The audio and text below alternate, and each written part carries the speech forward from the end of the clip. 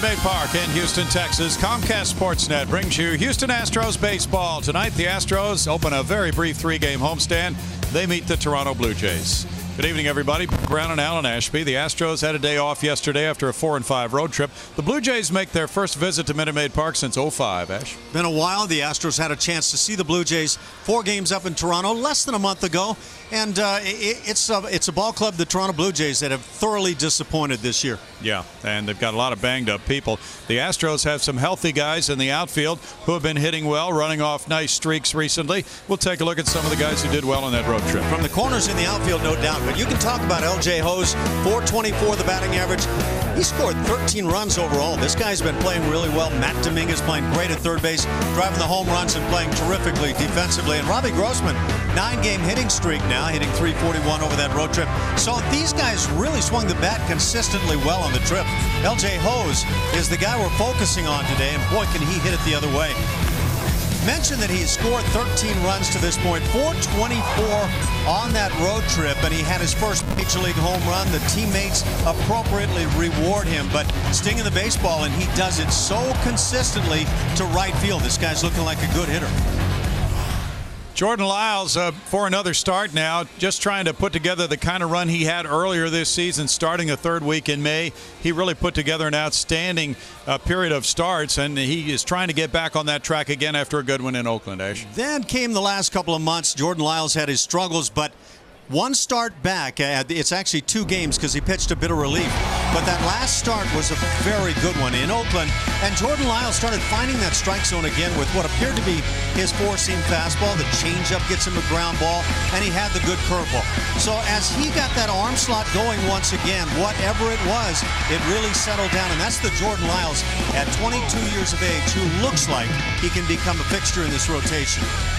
Coming up, one of the top hitting catchers in the American League, also close to setting catcher home run records for the Astros, and he is ripping the ball in the month of August. Jason Castro, the subject. Layla Rahimi joins us in just a moment.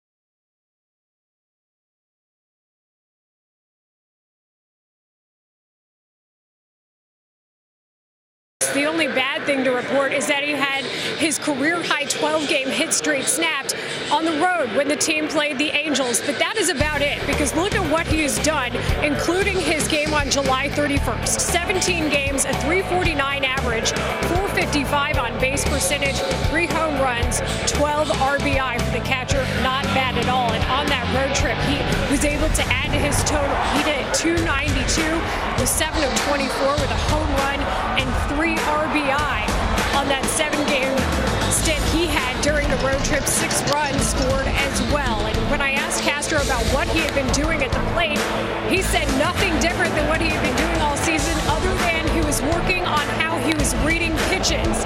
It certainly worked. In fact, just Wednesday against the Rangers, he was 2 for 3 with that home run, now up to 47 RBI on the year. And I asked him about also working with all the new arms, and the Stanford Cardinals said he liked having the extra homework. He's re-energized by working with all the raw talent. Coming up, first pitch here from Minute Maid Park, and the Toronto Blue Jays, we hope, will be feeling blue. And hopefully a different game for Edwin Encarnacion as well. Stay with us.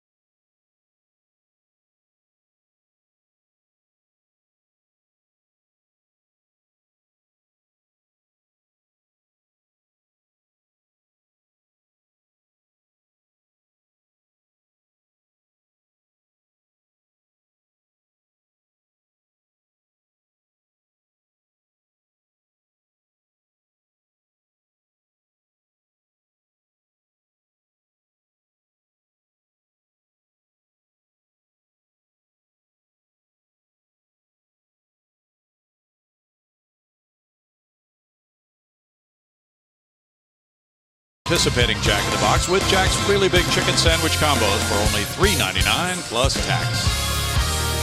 The Astros take the field for the first of a very brief 3-game homestand. They're trying to shrug off a 3-game losing streak after being swept by the Texas Rangers. And they meet the Toronto Blue Jays, who won 3 of 4 from them in Toronto earlier this season. Blue Jays' only trip to Houston. And their skipper, John Gibbons, is a native of San Antonio who still lives there. There's the starting pitcher, Todd Redmond. Here's the starting lineup for John Gibbons. Jose Reyes, shortstop. Rajay Davis, left field. Edwin Encarnacion, designated hitter. Adam Lind at first base, the cleanup man. It's Brett Laurie at third base. J.P. Arancibia, the catcher. Moises Sierra in right field. Anthony Gose in center field. And Ryan Goins, a native of Round Rock, at second base, making his major league debut. 22-year-old Jordan Lyles takes to the hill. 5-6, 5.19 the ERA. Worked in relief his last time out, his last start. Came on this recent road trip in Oakland, and it was a good one. Part of a win. 7 innings of 5 hit ball, just 1 run against him, and a couple of walks. He really got the pitches back in the strike zone and down around the knees once again.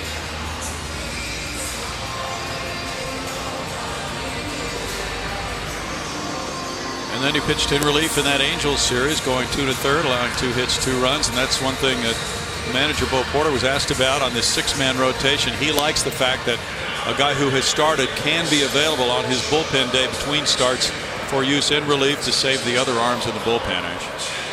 As it turned out, when Jordan Lyles came in, he was scheduled to pitch the next day, so it was a bit unusual in that regard. But I think there are guys right now, actually, that the Astros want to see in the rotation, in the bullpen, and I think sometimes we're going to see some jumbling going on. Lyles goes to work, and it's Jose Reyes, the switch-hitting shortstop, to lead it off. And at .297, he has 9 homers, 29 runs batted in. He's had a couple of different injuries this season, left ankle, right knee. And there is ball 1 to Reyes. Reyes, the former New York Mets shortstop, very dynamic player. Last year also played at Miami. And then was a part of that deal, taking him to Toronto along with Mark Burley, Josh Johnson, a couple of other players. A deal that has largely not worked out for the Blue Jays this year. It's 1-1 to Reyes. And he chases a curveball. That's a good spot for Jordan Lyles to start that curveball. He bounced it, but he got Reyes to go, and it's 1-2. Back earlier in the season when Jordan Lyles was pitching well, that curveball became a big strikeout pitch. And we saw swings on curveballs in the dirt just like this one. Off the plate, and it's 2-2. Looks like he's showing a little bit of everything here to Reyes leading off this game, Ash. That's a close pitch right there. One you'd love to get as a pitcher. But in this case, with the veteran all-star Jose Reyes at the plate, you just don't get it. Reyes fouls it back. The Blue Jays are coming off a rough series in New York against the Yankees. They were swept in a 4-game series there. In fact, they lost all 10 games at Yankee Stadium this year. Reyes, a .292 career hitter, has driven in 509, and he is a base stealer, but he's only stolen a dozen this year. This fly ball heads for center field. It backs up Brandon Barnes a few steps. And now in for the catch for out number 1. Defensively for the Astros tonight, behind the plate, it's Jason Castro once again around the infield, right to left. Brett Wallace, Jose Altuve, Jonathan Villar in at shortstop, and Matt Dominguez, who had a big road trip at third. In the outfield, Brandon Barnes in center, flanked by a red-hot LJ Hose and another hot guy, Robbie Grossman. Now Rajai Davis, the speedy one with 40 steals. Takes strike 1, showing bunt. Davis with a .273 average has a couple of homers. He's driven in 15, but with 40 steals in 43 tries, he is a hot commodity with his legs if he can get on base, and also in the outfield. A bit like Jonathan Villar, very willing to bunt, loves to run. Just off the plate for a 1-1 count. Laz Diaz is the home plate umpire tonight. Davis is 32 years old. Up the middle and into center field. Rajai Davis is aboard. He had a 4 stolen base game against the Astros in Toronto, July 28th. Now Encarnacion will be the batter. Encarnacion, one of the top power hitters in the American League, is 6th in total bases. He has 31 homers, 3rd in the league, 93 runs batted in, also ranking 3rd, and a .273 average for the former Cincinnati Red.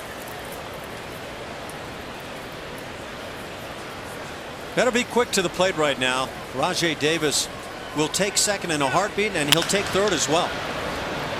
That's foul for strike 1. His Toronto club is 3rd in the American League in steals, and Davis a big part of that. With 40, he ranks 2nd. He's been caught only 3 times. John Gibbons' club with a 57-71 record in 5th place, last place in the American League East. A season low, 14 games under 500 now. Davis takes off. Here's the throw from Castro, and the tag.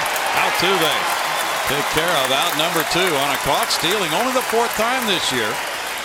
Davis has been caught and went from 2 to 4. Jason Castro has been throwing extremely well, and he got a lot of help right here from Jordan Lyles, who's only allowed 2 stolen bases now in 5 tries on the season. So that combination of Lyles and Castro extremely effective. Well, the location of that pitch may have helped him a little bit to come out of that crouch and get ready for the throw. Encarnacion pops it back, 1-2 the count, and the catcher would normally like to have a pitch like that when the runner is going and he has to make a throw, wouldn't he, Ash?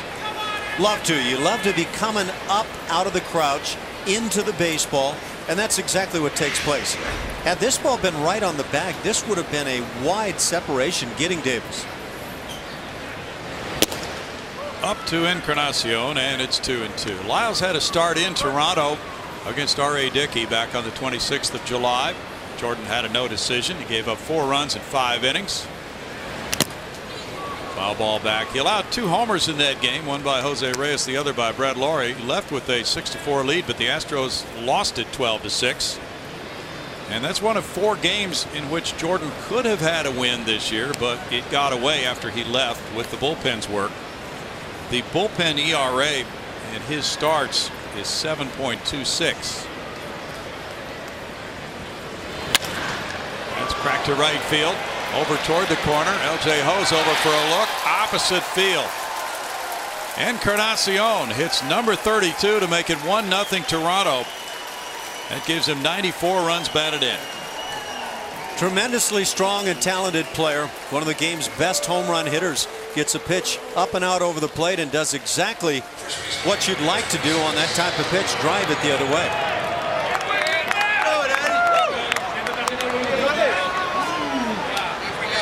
Well, he hit 42 last year, now with 32 after this swing. There it is. I mean, that's, if you're in batting practice session and your hitting coach says, what should you do with this pitch? That is it. Of course, most guys don't have the power to drive it like that. 1-0 Blue Jays, and now it's Adam Lynn batting. Lynn takes ball 1. Boy, that's a good looking starter pitch. Yeah. 280, 16 homers. He's driven in 44. Adam, 30 years old, from Muncie, Indiana. He went to South Alabama. That's low for ball 2.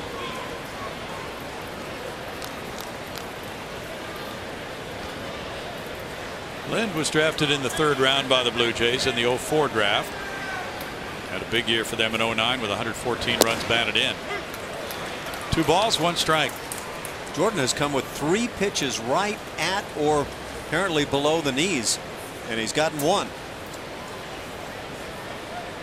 Adam Lind has hit .375 in his last 9 games with 2 homers. Now he's ahead 3-1 in the count. The Blue Jays do a lot of their run scoring via the long ball. Encarnacion's homer was their 153rd of the season. They rank 2nd in the American League in home runs. Chop to the left side, backhanded Matt Dominguez. Playing well off the line. He takes care of out number 3. It's 1 run, 2 hits, nobody left. Toronto 1.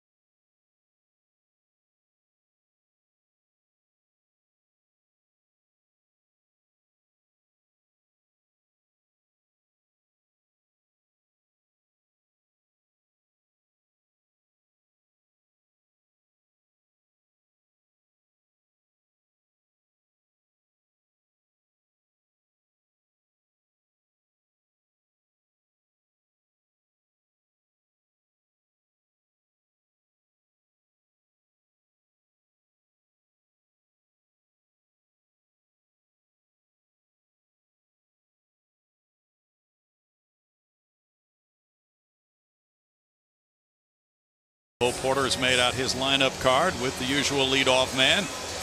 Robbie Grossman, who went to Cy-Fair High School, in left field. L.J. Hose in right. Jose Altuve at second base. Jason Castro the catcher. The DH, Chris Carter. Matt Dominguez at third. Brett Wallace at first. Brandon Barnes in center. Jonathan Villar the shortstop.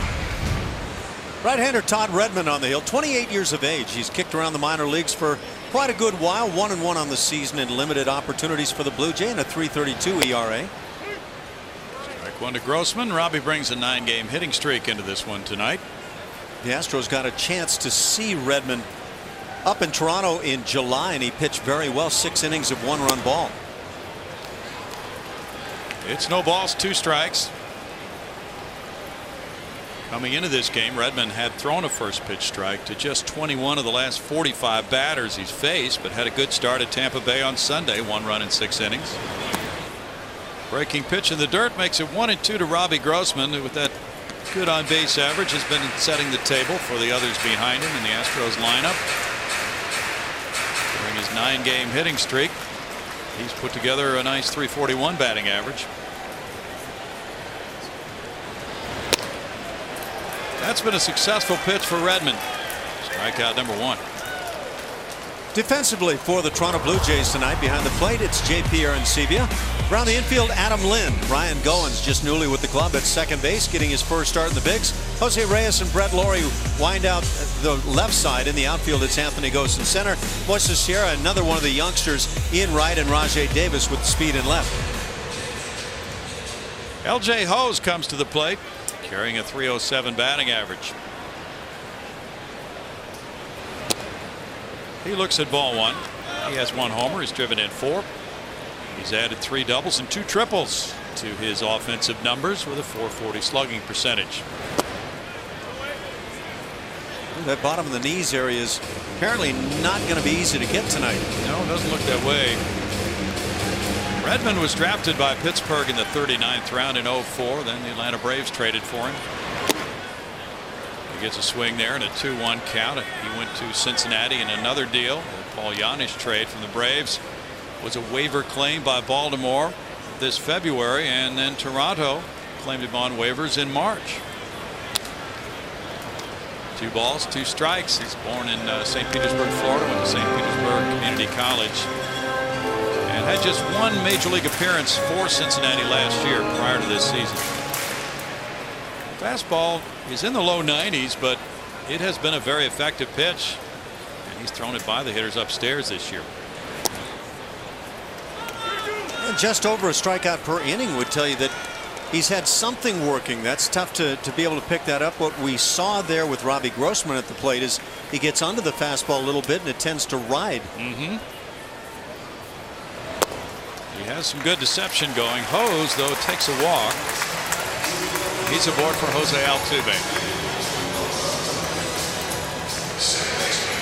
Blue Jays, with their 5-game losing streak, have averaged just 2.4 runs per game in the last 5. Bo Porter hoping that continues and hoping his offense can get it cranked up here with Altuve batting.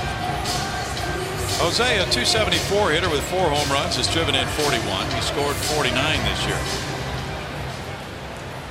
He hit .184 on the Astros' long road trip. They were 4-5 in the 9 games. He cranks this one out to left center field. Ghost watching this one fly way out to left center field. And Jose Altuve heads for second as here's Hose rounding third, coming to the plate without a throw from Reyes to tie the game on an RBI double by Altuve. 21st double, RBI number 42 for Jose Altuve. That went a long way to left center. Jose doesn't turn on a lot of balls with great authority like this, but when he does, he shows he's got some genuine pop, and that speed of L.J. Hose, very valuable in scoring from first base. Pitch came back in over the plate, and he was ready to bash it. You know, and I'm not sure he got every bit of that either. Very good swing. Looked like he could have caught it a bit off the end of the bat.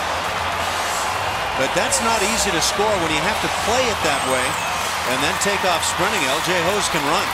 The umpires may review this play. They're meeting now.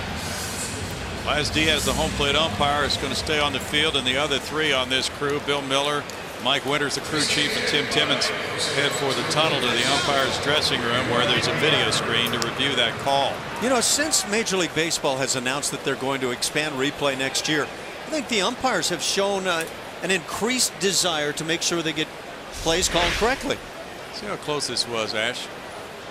I thought in watching it the first time through that it hit below the line, and I think that's probably what they'll find. But that's such a tough area out there. The baseball can get lost in the light colored sections of the wall.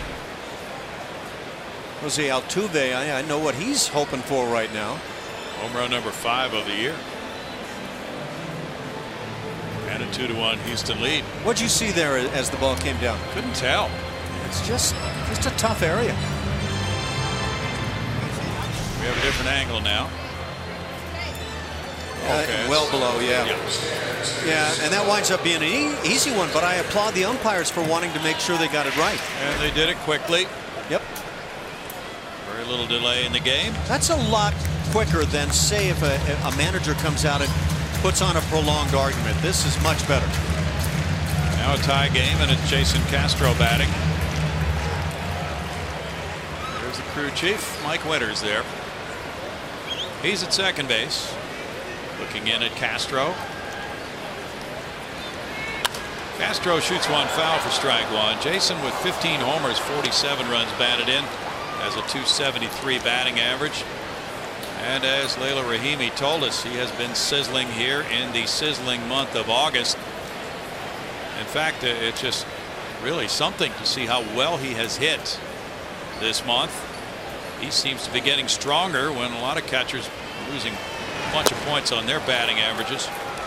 No balls, 2 strikes. His 15 homers are the most by an Astros catcher since Joe Ferguson hit 16 back in 1977. Club record 17 set by John Bateman way back in '66. Comedian Stephen Wright used to joke, I believe, that it's hard to tell if you're in a groove or a rut. But I would say in the case of Jason Castro, he clearly has found himself in a groove, and he maybe gets had right here. Tim Timmons on appeal to the third base umpire rang him up for a swing. Round number 2. Just at first glance right there, that didn't look like a swing. No. He got the bat out there much further than I thought. Watch how steady he keeps his hands. And then that bat gets out there. That's in that range where you're going to get run.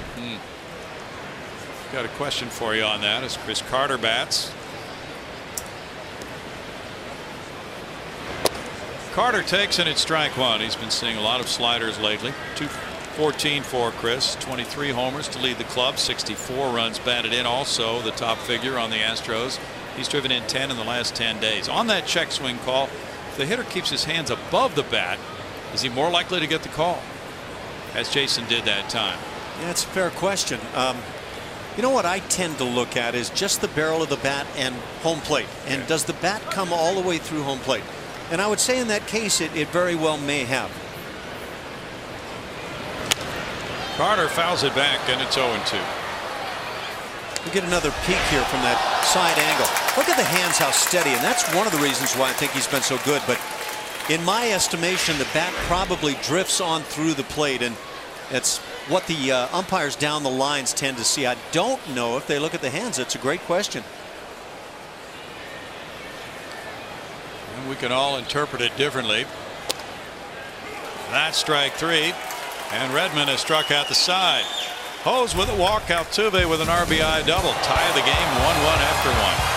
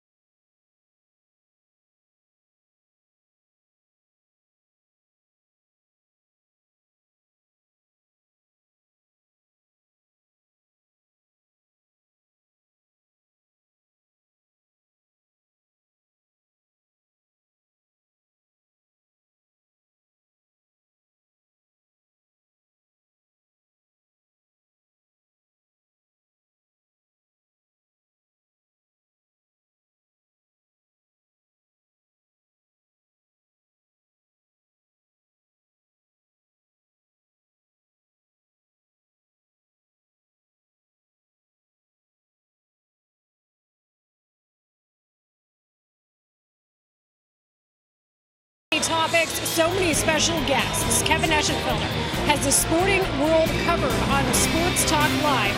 It's weekdays at 5 o'clock, and it is only on Comcast Sportsnet. And as we bring you back, Bill and Alan, one note to pass along about Cody Clark. It's a story of perseverance. He has spent 11 years in the minor leagues, and he said that when he got the news about getting the call up, it was from his manager, Keith Bodie, in Corpus Christi. He asked him, how many managers have you had? And he said about 8 or 9. And he said, well, I'm proud to be the one to tell you you're getting called up to the big leagues. He said he broke down. What a great story. Brett Laurie pops it up into foul territory. Brett Wallace over. It's out number 1. So Cody Clark, after 11 seasons in the minors, and he's from Arkansas, so his family has had the opportunity to get here for this game, making his major league debut. He's played in the minors since 05. Selected by Toronto with a 48th round in 2000. He didn't sign. This year he's been at Corpus and Oklahoma City, hitting .212, 1 homer, 13 runs batted in, getting a chance to join the club with Max Stassi being put on the 7-day concussion disabled list. First day in the big leagues, Cody Clark. JP Arencibia with strike 1. And to add to what a special feeling this is for Cody Clark, he has been at AAA Oklahoma City most of the year. Recently was sent to AA Corpus Christi just a few days ago. And so he went down, then he went up. Now Dominguez throws over to first to get Arencibia. And also about 3 or 4 days ago, he and his wife found out they're going to be welcoming their first child into the world, a girl, in January. Big leaguers always have girls. I couldn't say enough great things about a guy like Clark, who has battled and battled throughout the minor leagues and just kept it going for the dream.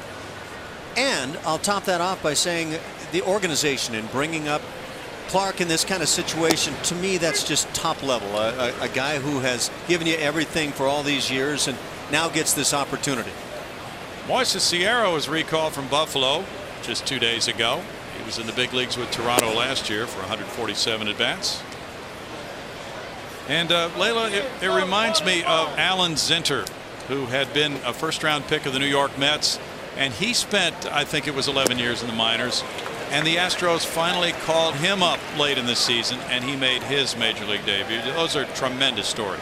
You know, he's not the only person who jogs the memories of baseball fans. This story blew up on Twitter, and of course, the masses have the best opinion. They say he is the real-life Crash Davis from Bull Durham. And I talked to him before the game, and he said, I'll take that, but I want his home run total, too. See, that says he's an intelligent guy. Nothing wrong with a little experience, as we like to say. Did you know he also has his college degree? Got his degree from Central Arkansas in 2008, so a well-read man. That's true. Foul back. Great, great story. And you know, Bo Porter will go out of his way to get him some playing time. Bo's very good about getting players into major league games right after they're promoted. Hard to say how long Cody Clark will be here, with 2 of the Astros catchers currently on that 7-day concussion disabled list, Carlos Corporan and the guy we just mentioned. And it's 2 balls, 2 strikes. So, you know, it's a difficult time for Max Stassi as he got hit by that pitch, and he had that same exciting feeling of coming to the big leagues and had the success, had a couple of hits in his first major league game, then got hit by the pitch. Corp was hit on a foul ball and had to go on the concussion DL, so it's a very unusual time. Sierra draws a walk. And he's aboard for Anthony Gose. Yeah, you better appreciate every day you have in this game, especially at the big league level. It can go so quickly, and I think that obviously great fortune was on the side of the Astros the other night with that hit batter. It could have been so bad. Anthony Gose was a part of the Roy Oswalt trade. He was with the Phillies, and then immediately after the Astros got him in the trade, they sent him to Toronto for Brett Wallace. So Gose had 244, playing center field while Wallace plays first for Houston, and he takes ball 1. Gose just rejoined the Blue Jays, recalled from AAA Buffalo 7 days ago. If you press me to say fastest player in the major leagues, you're looking at him. I've had a chance to watch Anthony Gose, and he can flat fly.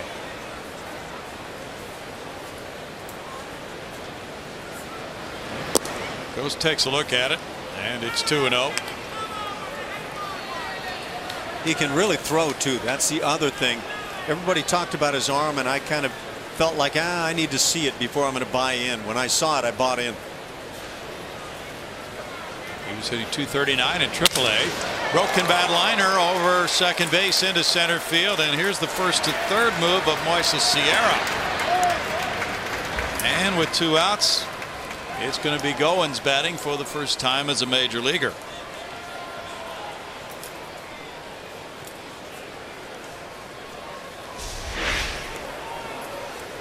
Well, you don't have to center it up every time to get yourself a knock. Nice short stroke. Blue Jays have Colby Rasmus as their everyday center fielder, but this guy is waiting in the wings.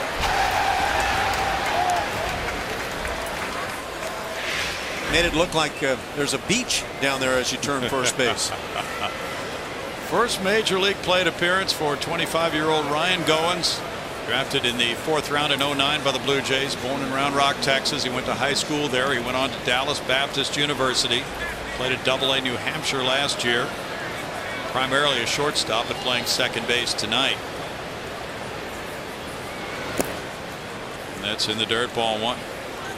And he too has family here for this game.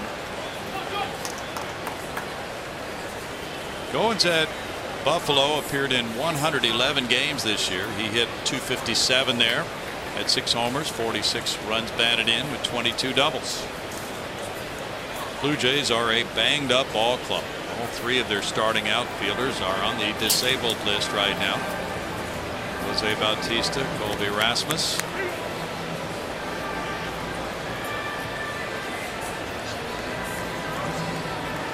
Take a look at Jordan Lyles with men on base, a .310 batting average, 6 homers, bases empty, .269 with 4 homers.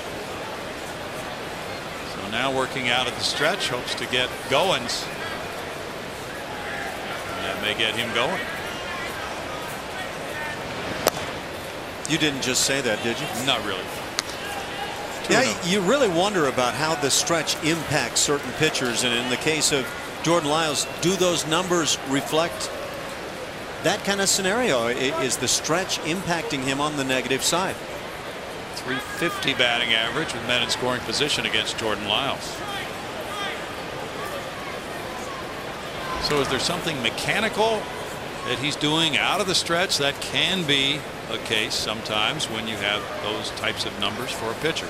I guess I would respond yes. I would also say the timing is definitely different, especially if you're a guy like Lyles who is conscious of the running game and cuts it down by being quick to the plate.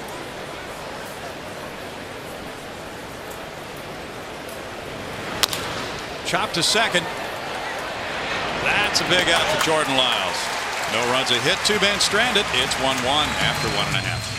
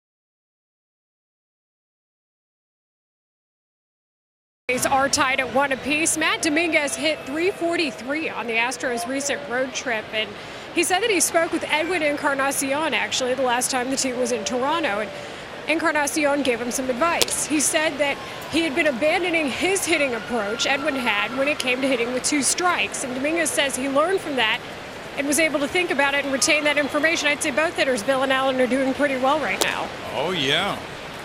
He looks at that pitch and sees the slider outside, and it's 2-0. You mentioned how well he's hit on the road trip.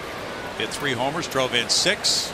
Had a 4-hit game against the Angels, close to home. So things are looking up for Matt Dominguez. It goes to a 2-ball, 1-strike count. As you bring up Edwin Encarnacion, Layla, it brings to mind for me how things can change in this game. If a guy has talent, there just may be something there. Dominguez with a drive to left field. And Matt Dominguez will take the tour. That is home run number 18 for Matt. And the Astros grab the lead 2-1 as Dominguez goes deep.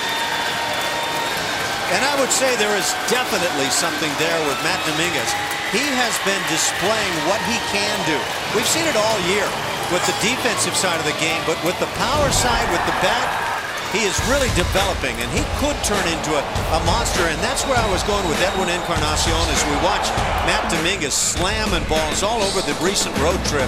He was tremendous. Edwin Encarnacion was so close to going out of the game a few years ago, but he put it together, and he has become one of the game's best power hitters.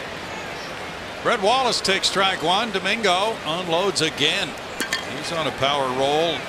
That's 4 homers in his last 7 games. Brett Wallace homered in Toronto off Todd Redmond. Matty D, that bat is quick, it's powerful. Great defense combination. Boy, he's starting to set up as one of the game's very gifted third basemen. Slider makes it 1-2. Wallace with 10 homers, 28 runs batted in. Has a .220 batting average. The Astros get the long ball from their third sacker. That brings him to 63 runs batted in. One behind Chris Carter, the club leader. Wallace fouls it back. It's the 8th home run Redmond has surrendered in 44 innings. Encarnacion belting one in the first inning. He's 32nd of the year. Edwin has never been known as a great defensive player, and yet he's become a pretty good one, especially at first base. Wallace strikes out. That's 4 for Redmond. But I know the Blue Jays have to be extremely pleased that they played the patience game, not only with Edwin Encarnacion, but with Jose Bautista. And 2 guys with talent, and they really have come through. It's an odd game for Redmond so far. 4 strikeouts, a double that was nearly a homer and a walk. Brandon Barnes at .228 with 6 homers has driven in 27. Strike to Brandon. He was talking around the batting cage about searching for consistency. He hit .148 on the road trip, 4 for 27. And he said it's always been that kind of a search for him. He's had his good stretches, but really would like to make them longer, obviously, as every hitter would. 1 ball, 1 strike, and that's his mission. He has 2 hits in his last 25 at bats now. Ooh, it's a tough call. 1-2. We haven't seen that call to this point. That's a great pitch from the hill.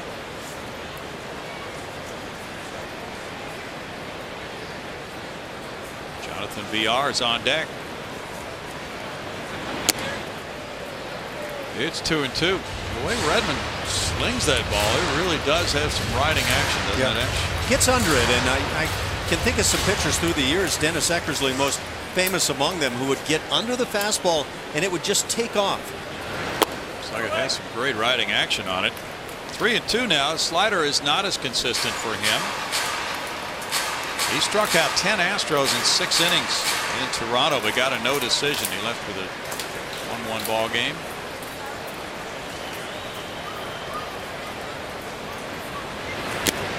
And he gets a foul tip strikeout there. Aaron Sebia holds on. That's 5 Ks for Redmond. A reminder, as you enjoy a cold one, to look forward to Miller time later in tonight's game. It's brought to you by Miller Lite. Glad to welcome our friends from Toronto. We had both national anthems of both countries before the game.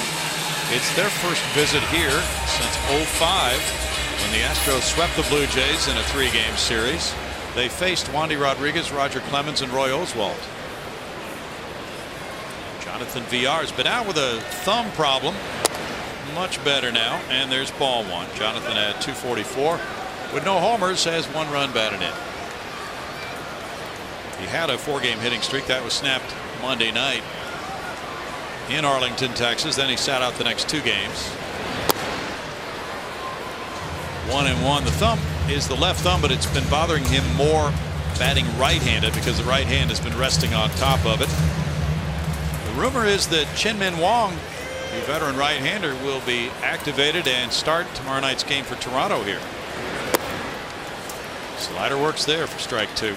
A former outstanding pitcher with the Yankees, but hit on hard times and just can't seem to stick with the club right now. Mark Burley starts Sunday at 1:10 against Dallas Keuchel. Brad Peacock to go tomorrow night for the Astros.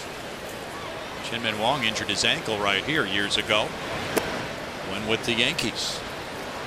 2 balls, 2 strikes. That really was a negative turning point in his career because he was out for a while with a sprained ankle, and then the reports were that he was favoring that and came up with some arm problems after that.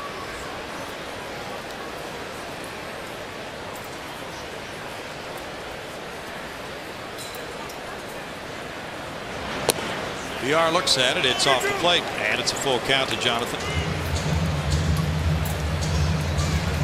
Chin-Min Wong had one of the game's outstanding sinkers, hard sinker up to the mid-90s at one time. Just a dominant sinker pitcher. Yeah, some big years for the Yankees. Out to right center field. Ghost will not be able to catch up with this one. That's going to be up on Tal's Hill. Ghost picks it up on the hill. VR stretching it out for third. He'll make it without a play. Stop sign as he goes around third base. Stand-up triple for Jonathan VR, his second 3-base hit. One of the most talented looking young players in the game right now. He has his consistency issues, but there is, I don't think, a doubt among any of the experts in the game that this guy's loaded with tools. He caught up with one of those riding fastballs, Ash. He took it for a ride the other way. Well, he can drive it, and he's also exceptionally good from the left side of the plate at slapping the ball to left field. You can see that he can run, and we see that all the time with that running game that he'll exploit at any time. He's aboard with 2 down for Robbie Grossman. Grossman struck out in the first. There's ball 1. The Astros have 3 hits, a double, a homer, and a triple. Back to that strikeout for Robbie Grossman in the first inning. Looked like he got back to that uppercut swing a bit from the left side. Something that he has gotten away from for the good part. Takes a strike, and it's 1-1 to Robbie.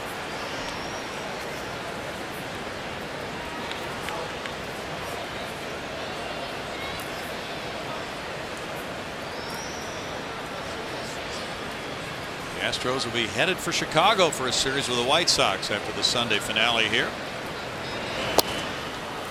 It's 1-2. Back to Jonathan VR and that triple we just saw. This ball come off the bat. That's just a ball exploding, and you could see even with the wheels in center field, Ghost could get nowhere near this ball.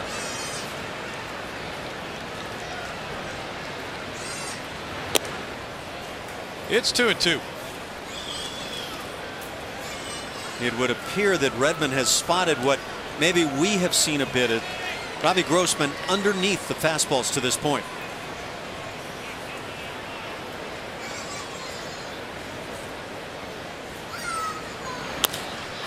In the air to left center field, Rajai Davis backing and making the play. Matt Dominguez home run gives the Astros a 2-1 lead after 2.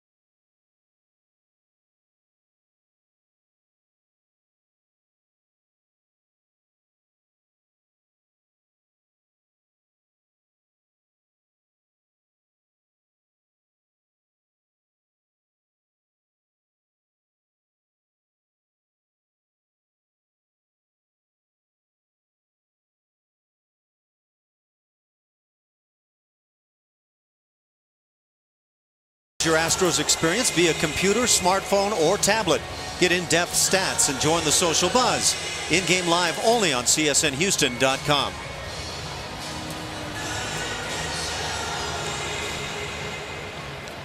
We go to inning number 3. The Astros lead at 2-1. Each club with 3 hits and no errors. Jose Reyes is the leadoff man. And he takes strike 1. He worked the count to 2-2, hit a fly ball to center field his first time up. That was a huge deal involving Reyes and the others over the winter, taking them from Miami to Toronto. Reyes has played well this season. He's been nursing a couple of nagging injuries, as we mentioned.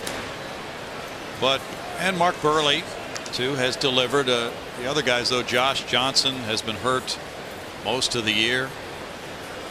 And they have really not reaped the rewards from that deal, trading prospects to the Marlins. Now back, and it's 2 balls, 2 strikes. Boy, have they been hit by the injury bug too, Ash, and that certainly has to play into it for John Gibbons. Johnson's back on the disabled list. Steve Delabar, an all-star reliever, is there. Dustin McGowan, Brandon Morrow, they're all hurt. And all 3 of the outfielders. Rasmus is having a good year. He's down, as is Melky Cabrera. And Jose Bautista, their big home run hitter, along with Encarnacion. Bautista's hit 28 this year. He's second to Encarnacion on their club. And there you see the others. Meiser is Turris. It's a load of talent on the DL. 12 names on that DL for the Toronto Blue Jays. And they're not just cast-off players. That's a list of guys that were supposed to make the Blue Jays the team in the East. There's a line shot by a diving Altuve. Really ripped into right field by Reyes. Hit number 4 for the Jays. Well, Jose Reyes has been one of the game's most highly sought after shortstops here in the last 5, 6, 7+ years. And there are so many similarities between this guy and Jonathan VR. You bet. It'll be fun to watch them during this 3-game series and explore those similarities. Rajai Davis, who came from the Pittsburgh Pirates, they traded him to the Giants. He was a waiver claim by Oakland. Toronto got him in a deal for 2 minor leaguers after the 2010 season. As a guy on first with 422 steals. And showing bunt. Davis takes a look at it, and it's ball 1 on appeal to Bill Miller. He did check. Davis single to center his first time up. He's from Norwich, Connecticut. He started as a switch hitter, but then gave up batting left-handed in 2004. Stole 46 bases last year to finish second in the American League.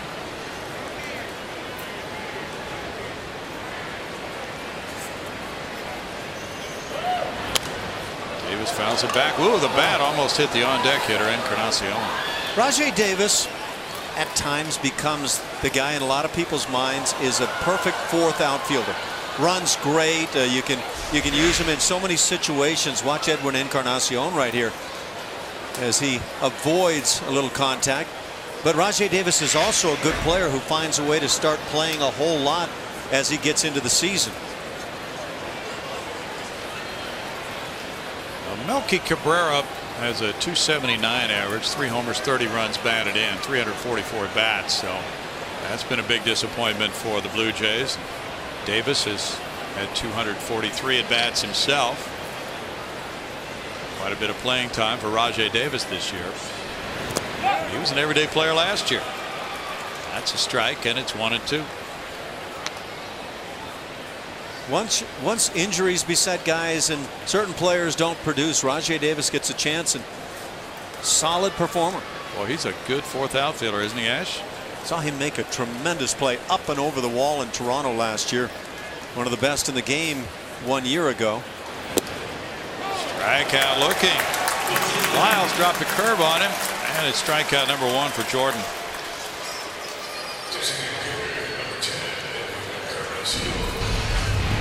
Blue Jays hosted the Astros a month ago. Edwin Encarnacion, again, one of the game's great power bats, and he had one huge game up there at a grand slam, and that was the grand slam. Got out by about a half an inch. Nobody cared. Yeah, He had a couple of home runs in that game and wound up with 8 hits in the series and 10 at bats. 2 homers, 7 runs batted in. I think 8 runs batted in. So Encarnacion comes around again. That's strike 1.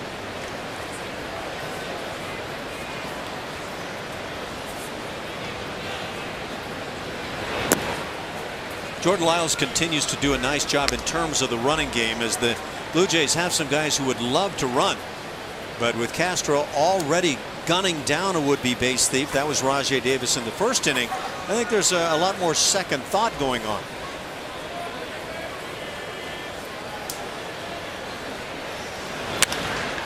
Fly ball out to right field.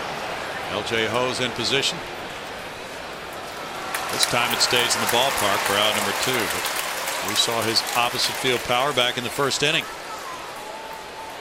Jordan Lyles with that fastball in the last start in blue there, you can see he threw it about 10% more than he had been up until that point. And I might suggest that maybe that was because he started throwing the fastball for strikes again, as he would seem to be throwing more four-seamers.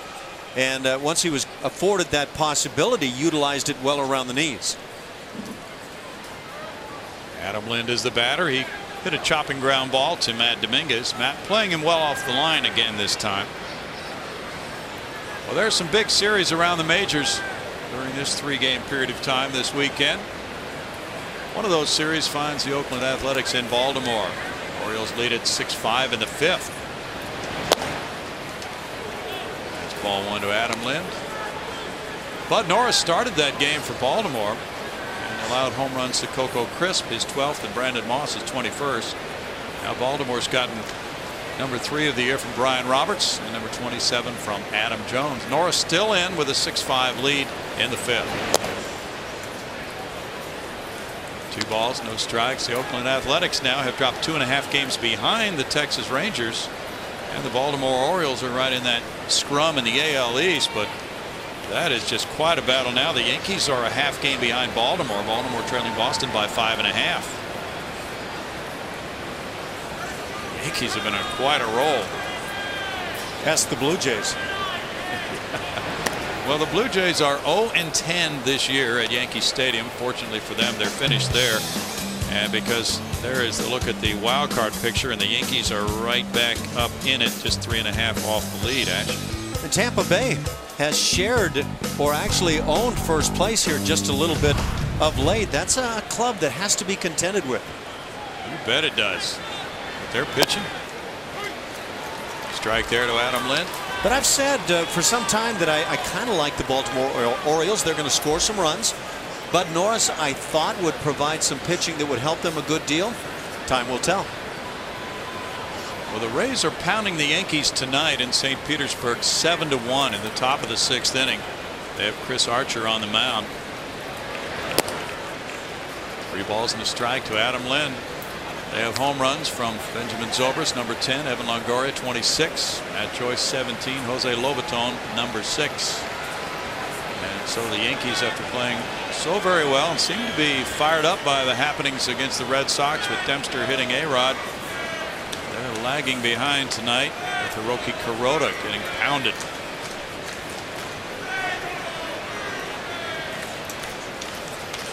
The Yankee club, of course, is always fascinating to watch, but especially so this year.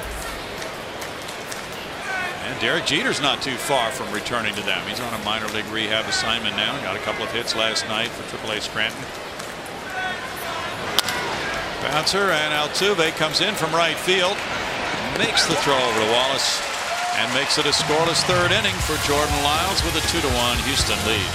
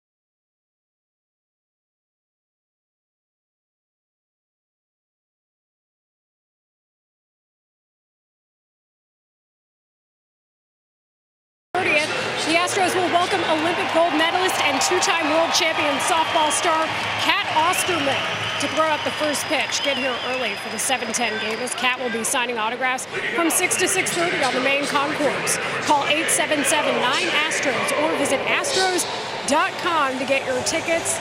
Bill and Alan, if there's one person I would have wished I could pitch like, it would be the great Cat Osterman, that's for sure. It'll be fun to have her here at the ballpark. Such a great pitcher. And so very effective. L.J. Hose walked and rode home on the Altuve double. He lines a shot to right field. That's in for a leadoff single. He went for that very first pitch here in the bottom of the third inning and found a good result with it. There is something about opposite field hitters and guys who have success in terms of overall batting average. They just stay on the baseball longer. They see it longer and give themselves a chance. And this is really what L.J. Hose seems to be about. Well, he hit .412 on the road trip.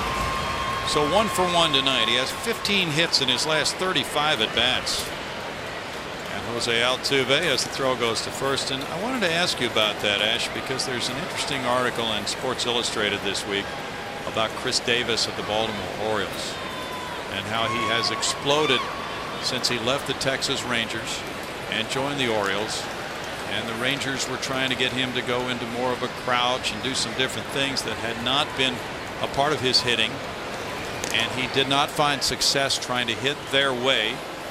So when he got to the Orioles and he had a discussion with Robinson Cano at winter ball, he thought that he needed to go to winter ball because he had not had a good season and needed the extra at bats and needed to work some things out. Cano told him, go ahead and pull the ball. That's who you are. Don't try to just move the ball around the field and get base hits. And you know, you saw the explosion and he continues it this year.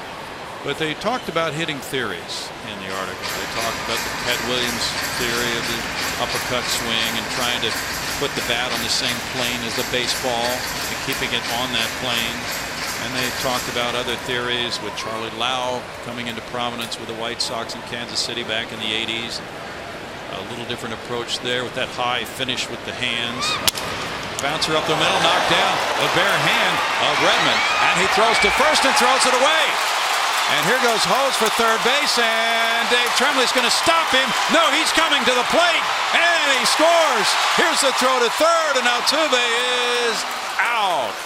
The Astros lead it 3-1. Dave Trembley was bringing Hose around third and then put up his hand, but Hose just kept coming and scored as Aaron Sebia couldn't corral the throw.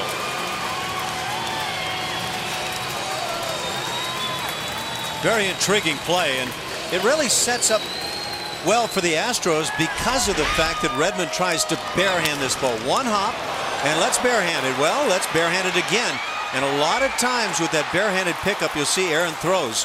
And that's what happens right here. And again, L.J. Hose, because of his speed for a second time on the night, is able to extend a play and score. And L.J. Hose got himself in a spot coming around third base where he was initially being waved home. And at that point, he lost sight of Dave Trembley. You can see the eyes avert back to where the baseball is, and there was no way to stop him. And it's actually a good thing for the Astros it turns out that way. It's ruled a hit for Altuve, and then an error on Redmond's throw.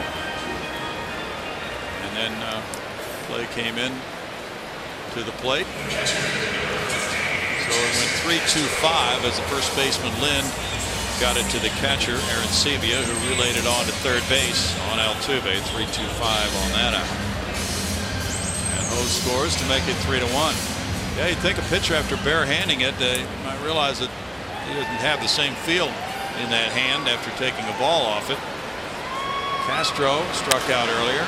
He puts it in the air to left center field. Davis waiting.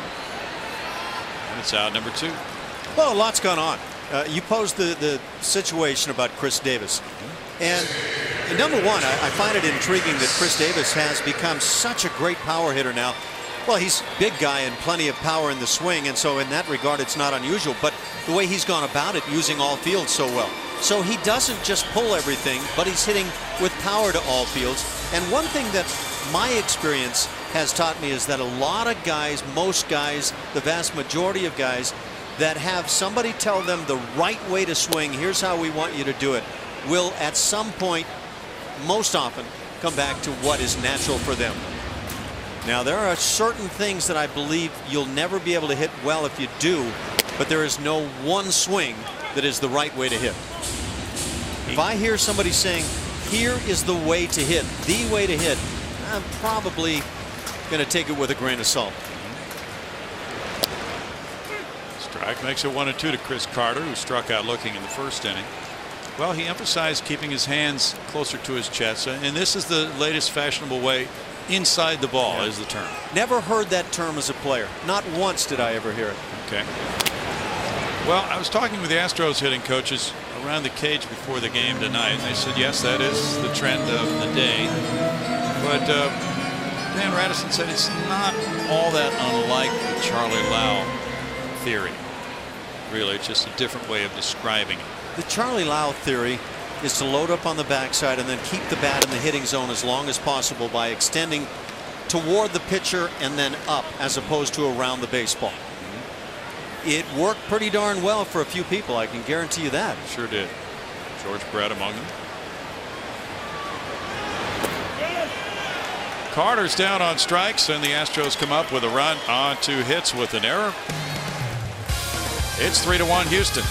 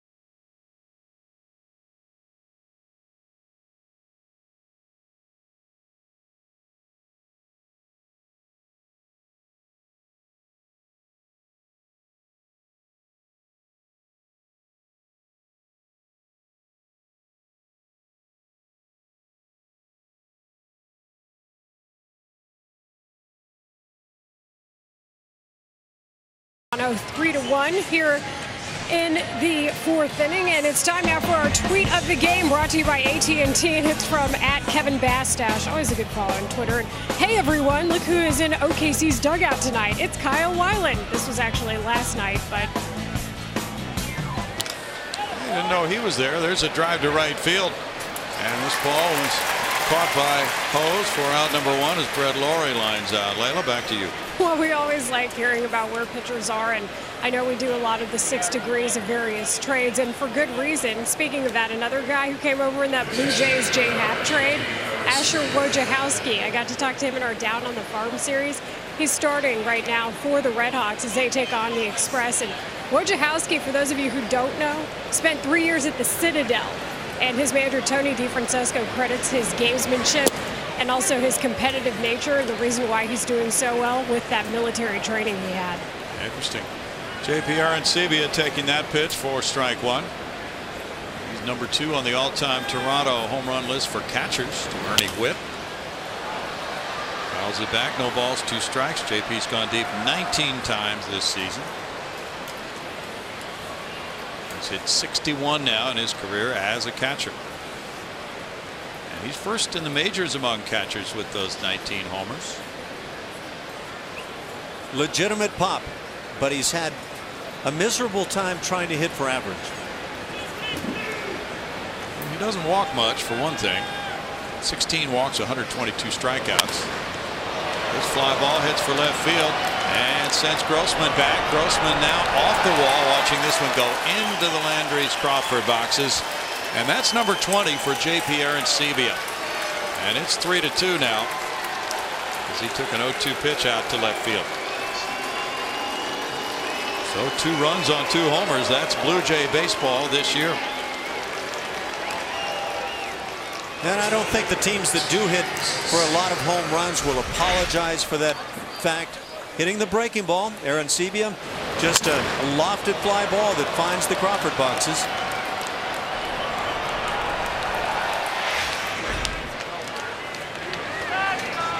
It's a 1-run lead now for Jordan Lyles. Moises Sierra the batter. That's strike 1. Lyles shooting for win number 6 of the year. Jordan beat Oakland and gave up 1 run in 7 innings, beating Bartolo Colon August 13th.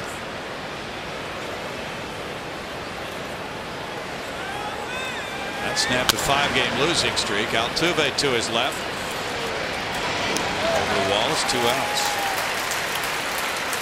Home run ball really has not been a major issue for Jordan. He's given up 12 now with the 2 tonight in 113 innings. Now that's about that 1 every 9 to 10 innings range where you'd like to be come the end of a season. You just want to stay away from some of the other issues that have gone on for Jordan. Anthony Ghost single to center field. Broken bat hit for Anthony back in the 2nd. Showing bunt, and there's ball 1.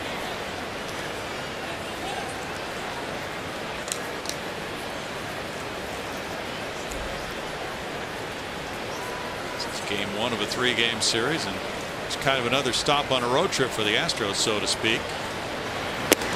And also the beginning of a stretch of 20 consecutive games until their next day off comes around.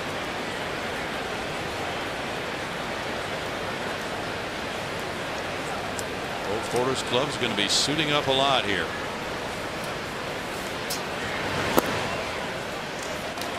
Now Ghost works the count to 3-0. That was the 2-seamer diving out of the strike zone that I perceived that really seemed to give Jordan Lyles a lot of a tough time. It's a great looking pitch if he can throw it for a strike.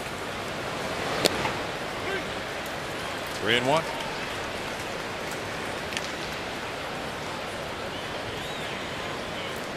Round Rock leads Oklahoma City out. Round Rock there in the top of the 5th inning.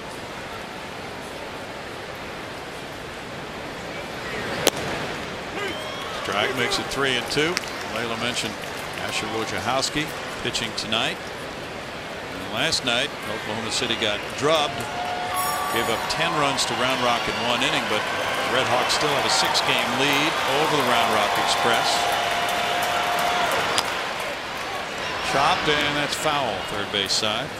Still 3-2.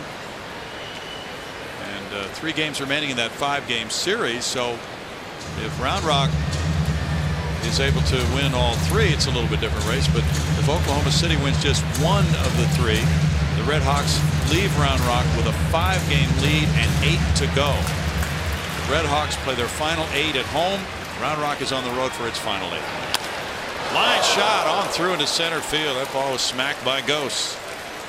Both of his hits have come right up the middle. The first one a broken bat. This one really sharply hit. Tomorrow night, Coca-Cola is giving out 10,000 replica orange jerseys prior to the Astros Blue Jays game. Then on Saturday the 31st, Houston Methodist is giving away 10,000 replica rainbow batting practice jerseys prior to the Astros Mariners game. Call 1-877-9-ASTROS or visit Astros.com for your tickets. Layla's modeling. Yeah, it always looks better on her. Yeah, it's good color on you. Ryan Goins the batter. He grounded to second earlier. The toss goes over to first. Josh Lindblom is pitching tonight for Round Rock against Oklahoma City. He's been in the big leagues and he has a 2-0 lead in the top of the 5th.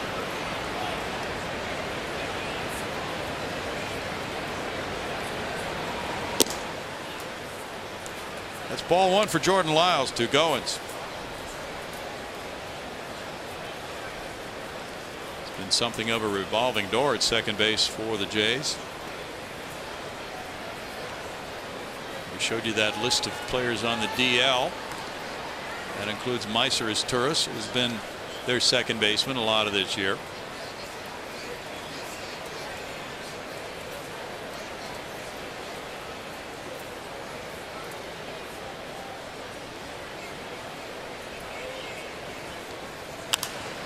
That's fouled away, and it's 1-1. Well, what did you think of the whole Ryan Braun statement last night, Well, it was scripted, and he may have done the scripting, and I applaud him for getting out there and finally saying something. I think it should have happened right away. I believe a lot of people feel. But, you know, I think he was probably being genuine to a good extent with the words he provided. I just don't know when it comes to Alex Rodriguez talking about, well, I only use things between these years, and he put up all these great numbers before. You have to wonder. And when it comes to Ryan Braun saying, I only started when I had an injury and I needed to rehab it, it's hard to accept. I don't know. Do you react to that at all, the way I'm referring to? Yes, I do. And the other thing that's been stated by well, some of the guys who are on TV on the various networks, I think it would have been nice if he had gone into a press conference setting and answered questions. Taken questions, yes. Because remember his statement in spring training before the cameras, defiantly saying, I did not do this. I would bet my life that I did not put these things in my body. Well, if you're willing to go on camera and do that, let's go on camera then and explain and open it up to questions, not a controlled statement. I completely agree. And you know, he tried to address, well, I'm sorry for people I basically threw under the bus when I made my statements, but I'm not sure it's enough, especially when you're talking about the collector who got really kind of taken apart. And I didn't see any comments, hear any comments that related to some of the accusations about the collector. Right. Chop to the right side. Wallace takes it. Goes back to first. 1 run scoring on the Aaron Sebia home run on 2 hits with a man left. 3-2 Astros.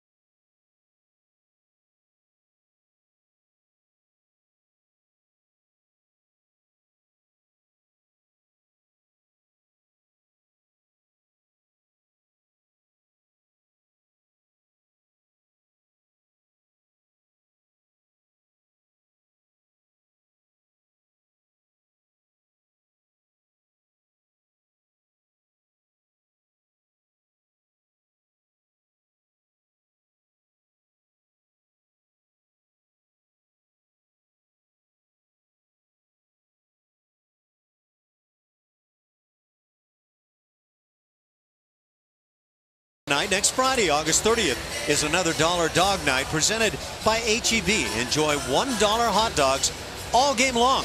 First pitch is at 7:10 against the Seattle Mariners. Call 1-877-9-ASTROS or visit Astros.com for your tickets. That's a good program. Dollar dogs. Fireworks coming after the game tonight. I don't see any complaints from that guy, Brownie. None whatsoever. Bottom of the 4th inning, 3-2 Astros. Matt Dominguez, who was among the Astros' good hitting players on that road trip, then responded here in his first at bat of this homestand with a homer. He takes ball 1. And it's 2 balls, no strikes. The Astros did have some really good games. It tends to be lost in the fact that they were swept by the Texas Rangers, but they won 2 of 3 in Oakland, won 2 of 3 in Anaheim on that road trip to go 4-5 on the trip. And they had some hot sticks along the way, including Matt. You know, when you hear players talk about finding something, they've found themselves maybe. It doesn't mean that you retain it all the time. In fact, you will lose it at some point. But I do believe Matt Dominguez has found something special about his stroke. LJ Hose has been terrific. Robbie Grossman as well. And that's a nice group of young players performing well. He takes his 19th walk of the year. That's number 2 of the night for Redmond. Matt Dominguez hits for power without looking like he's trying to hit for power. Porter's club was out early for work, including taking infield tonight after the day off yesterday. Brett Wallace in the 2nd inning struck out.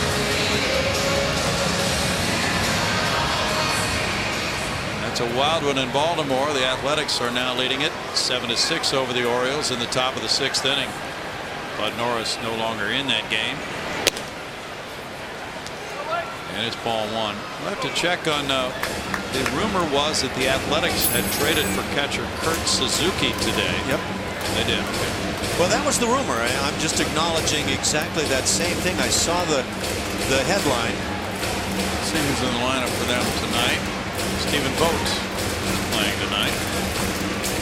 Old Porter's club leading by 1 here. 3-2, and Wallace has a 1-0 count. Norris tonight gave up 7 earned runs in 4 2/3 innings. Troy Patton has relieved him. Dan Straley, the starter for Oakland. That's ripped on a line toward the right field corner. It bounces and stays in play. And that gives Dominguez a chance to come to 3rd, but not advance to the plate. A double for Wallace, his 10th of the year. That had some topspin on it. Sierra got over and got it back in, so it's 2nd and 3rd, nobody out. When Brett Wallace is aggressive, he brings out his strongest capabilities, and that's with the bat. There's just no question about it. And the more he stays aggressive, the more he has a chance to do this damage.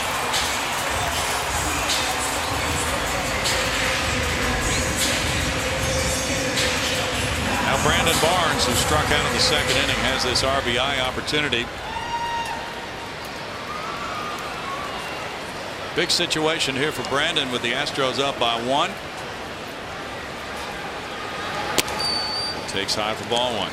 By the way, Brownie, the MLB site for the Oakland A's lists Kurt Suzuki as one of their 2 catchers now. He and Stephen Vogt, rather.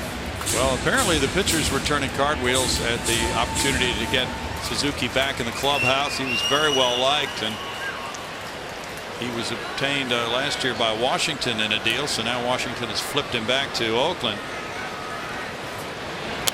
They were really in dire straits for catching with the broken big toe of Derek Norris. They have some minor league catchers who are banged up as well.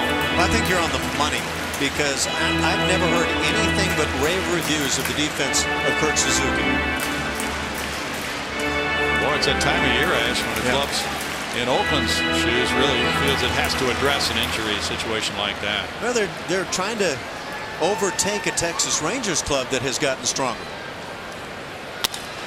Fly ball hit into center field. That'll score a couple depending on Ghost's arm. Nope, just one, because Ghost with that well-established arm brought the decision to hold Brett Wallace, and it's an RBI single for Barnes. His 28th run batted in, and a 4-2 Astros lead. They've scored in each of the first 4 innings. And they're doing it against a guy who was quite effective against them in Toronto. Nice job with that breaking ball down and away, just reaching out, centering up the baseball. Brandon Barnes, well, it might have been the fastball out there. One way or another, nice work, and start extending this inning.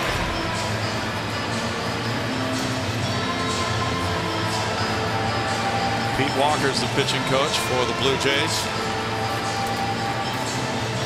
Redmond visited on the mound, and he gave up an RBI double in the first, a homer in the second by Dominguez, and then a run on 2 hits in the third. Now a walk and 2 hits in the 4th inning. And it's Jonathan VR. He tripled to right center in the second. Blue Jays back in June put together an 11-game winning streak. They were 17-9 that month, but they have had their struggles outside of that 11-game winning streak.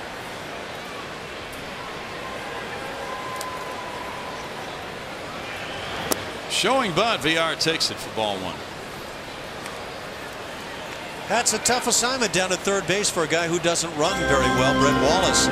Should VR drop down a bunt, just could be panic time when you don't run well at third base.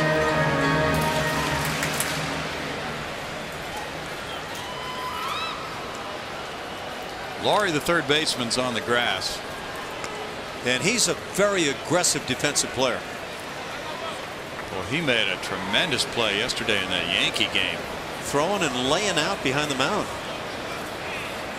Then he had a ball that took him into foul territory and made the throw from way behind third, a jump throw. He must have jumped about 3 feet in the air. Brad Lincoln's warming up. Rangers are leading 6-3 in the bottom of the 4th at Chicago against the White Sox. They have the talented youngster Martin Perez on the mound against Chris Sale. They've raked Sale for 6 hits and 6 runs in 4 innings. VR takes. Jeff Baker hit his 10th home run. Ian Kinsler number 11. Adam Rosales chimed in with number 5. Supposedly, according to reports, the Rangers were in on Daisuke Matsuzaka. He signed with another club, but they were still looking for help for their rotation.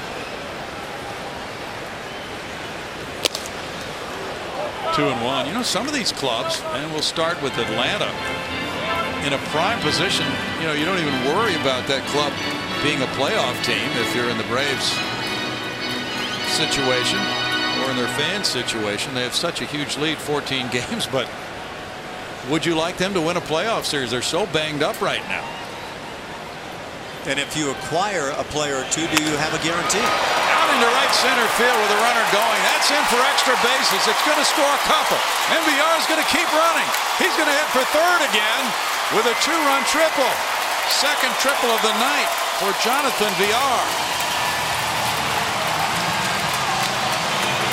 6-2 Astros, and VR had 1 triple coming into this game.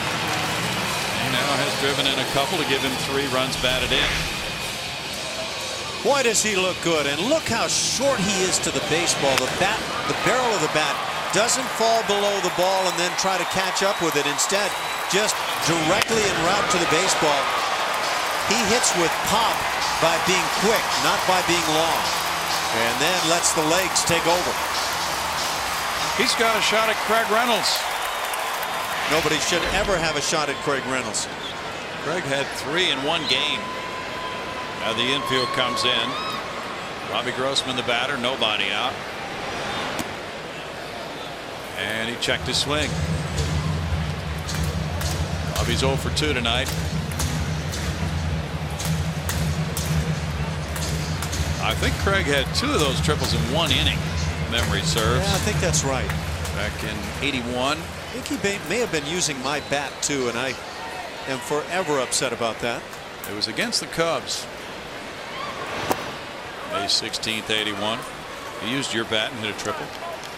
He started finding some success. Well, you know how players are. You grab one guy's bat and then you get a hit, and suddenly it's time to lock in. And I think he locked in with that thing for a while. Justin Maxwell hit 2 triples opening night here against Texas.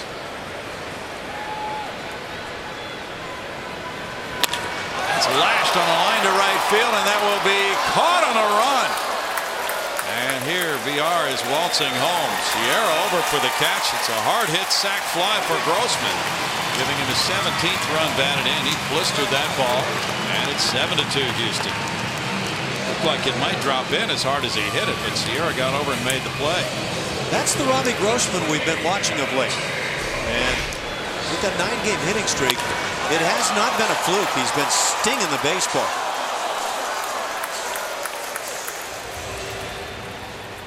Takes a pretty nice play to keep him away from the 10-game hitting streak. Yes, sir. Jay Hose with ball 1.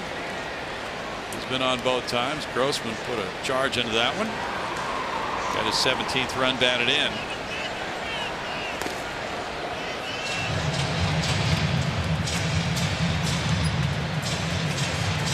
The Braves tonight playing at St. Louis are trailing 1-0. They lost to the Cardinals last night. They pitch Paul Mahala.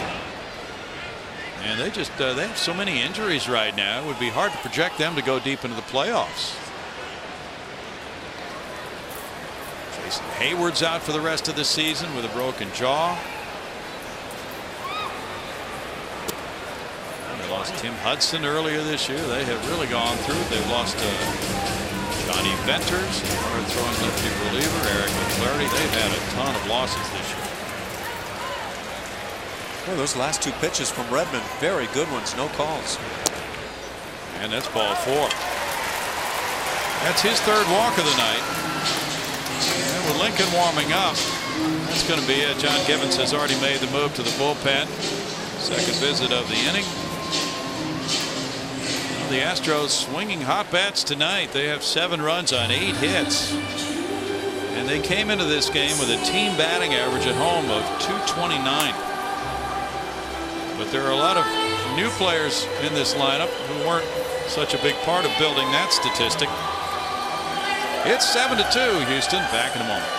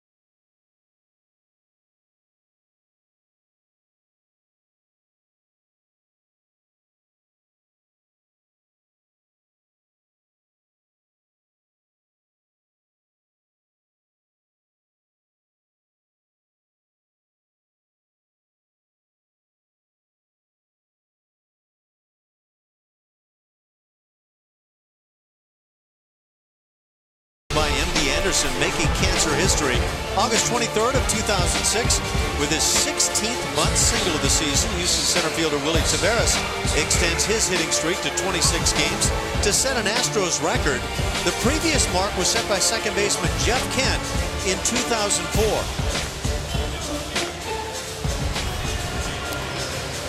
Willie Taveras could run a bit.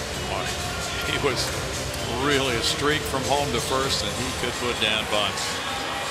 Now Brad Lincoln, who's from Lake Jackson, Texas, and the University of Houston, comes in with a 1-2 record, a 3.56 ERA for Brad Lincoln, who's 28 years old, the first-round pick of the Pittsburgh Pirates in '06.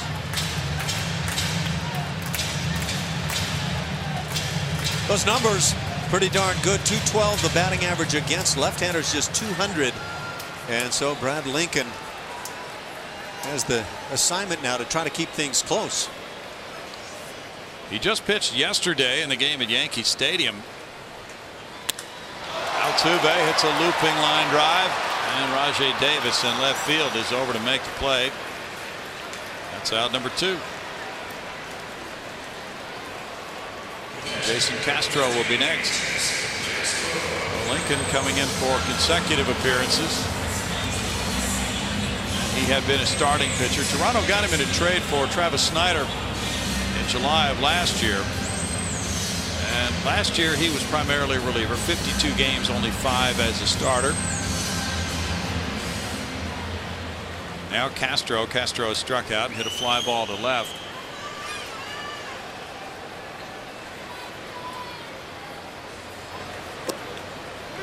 Strike one for Lincoln to the 8th Astro to bat here in the 4th inning. Adam Wainwright is pitching tonight for St. Louis with a 1-0 lead over the Atlanta Braves. They're in the top of the 6th inning. Cardinals are pushing hard in the NL Central. Pittsburgh has a 1-game lead over them, and Pittsburgh is 2.5 in front of Cincinnati.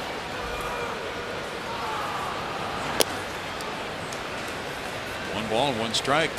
There's speculation that maybe the Braves could be trying to deal for an outfielder with Hayward going down. One of their major issues is the unproductive season of B.J. Upton.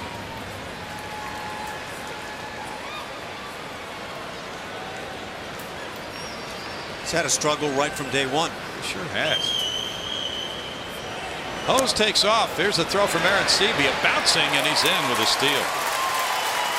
LJ with 5 steals in 6 attempts this season. LJ Hose has scored twice tonight where he's really been extended. And we commented about his ability to steal bags. He's very good in this regard. He has been an ideal acquisition for the club. He really has fit in, hasn't he? He gives them a contact hitter, good on base average. Once he gets on, he moves around extremely well. Good defensive player. Castro to center field. Anthony goes with a long run back. Goes laying out for it. It rolls up on Taos Hill. That's going to score LJ Hose. And here's Castro legging it out for third. He'll be in with another Houston triple. 8-2 Astros as Castro hits his first triple. 3rd triple of the night for Houston.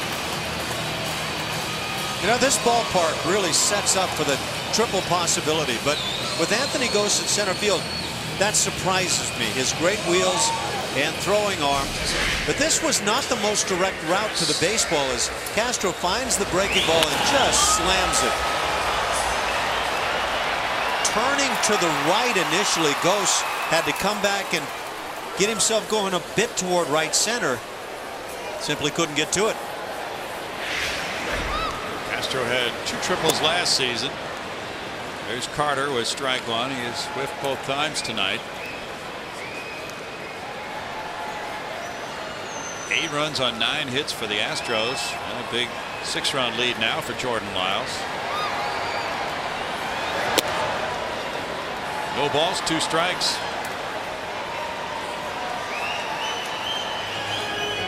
6 of the 9 hits, extra base hits, 3 triples. The homer by Dominguez, Altuve, and Wallace have doubled.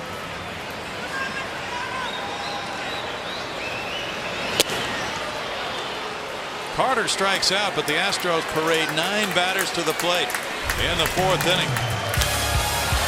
Brandon Barnes gets in one of those runs with a single, and Villar drives in a couple with a double. Houston moving out in front, 8-2.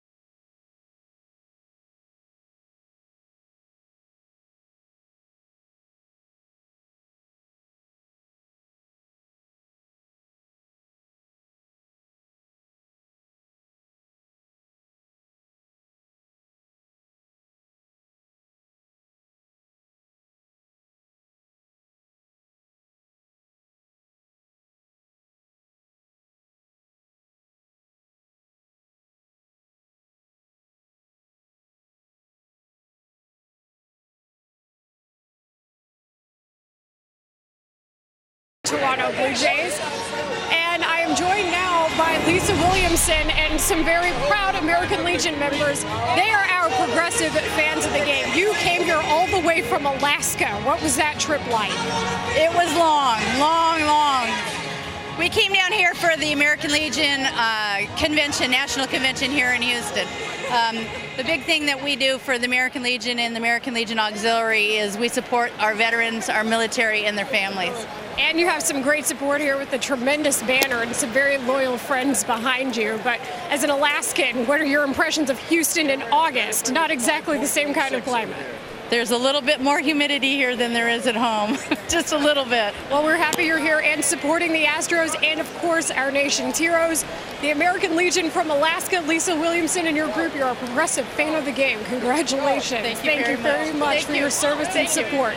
Let's send it back upstairs. A great sign, too. Thanks, Layla. Jose Reyes, the batter. The count is 2-1. It's 8-2 Astros now as Jordan Lyles works the fifth. Reyes is 1 for 2. Yes, we do thank them for their service. In the left field corner, it's Robbie Grossman taking care of out number 1. Good objective for Lyles. Get Reyes to hit the ball in the air. Yeah, you get some runs added on and get a nice lead. It is time to go out there and get the ball put in play. Don't walk people. Brings up a good point, Ash, of a starting pitcher and his role in a game like this. Go deep in this game now with the lead of 6 runs. Rajay Davis 1 for 2. Fouls it back. There's strike 1 to him. You love to consistently provide that good effort, and for Jordan Lyles, his last start was a good one, and now he's got a chance to make it 2 in a row. He's at 79 pitches. Fastball foul back, and it's 0-2. Diamondbacks and Phillies are tied 3-3. They're in the last of the 9th in Philadelphia. And the Diamondbacks' opportunities to be a playoff team really fading now. They're 9.5 behind the Dodgers. Bouncer Altuve to his left. Over to Wallace, out number 2. Diamondbacks are 7 games back in the wild card race behind St. Louis and Cincinnati.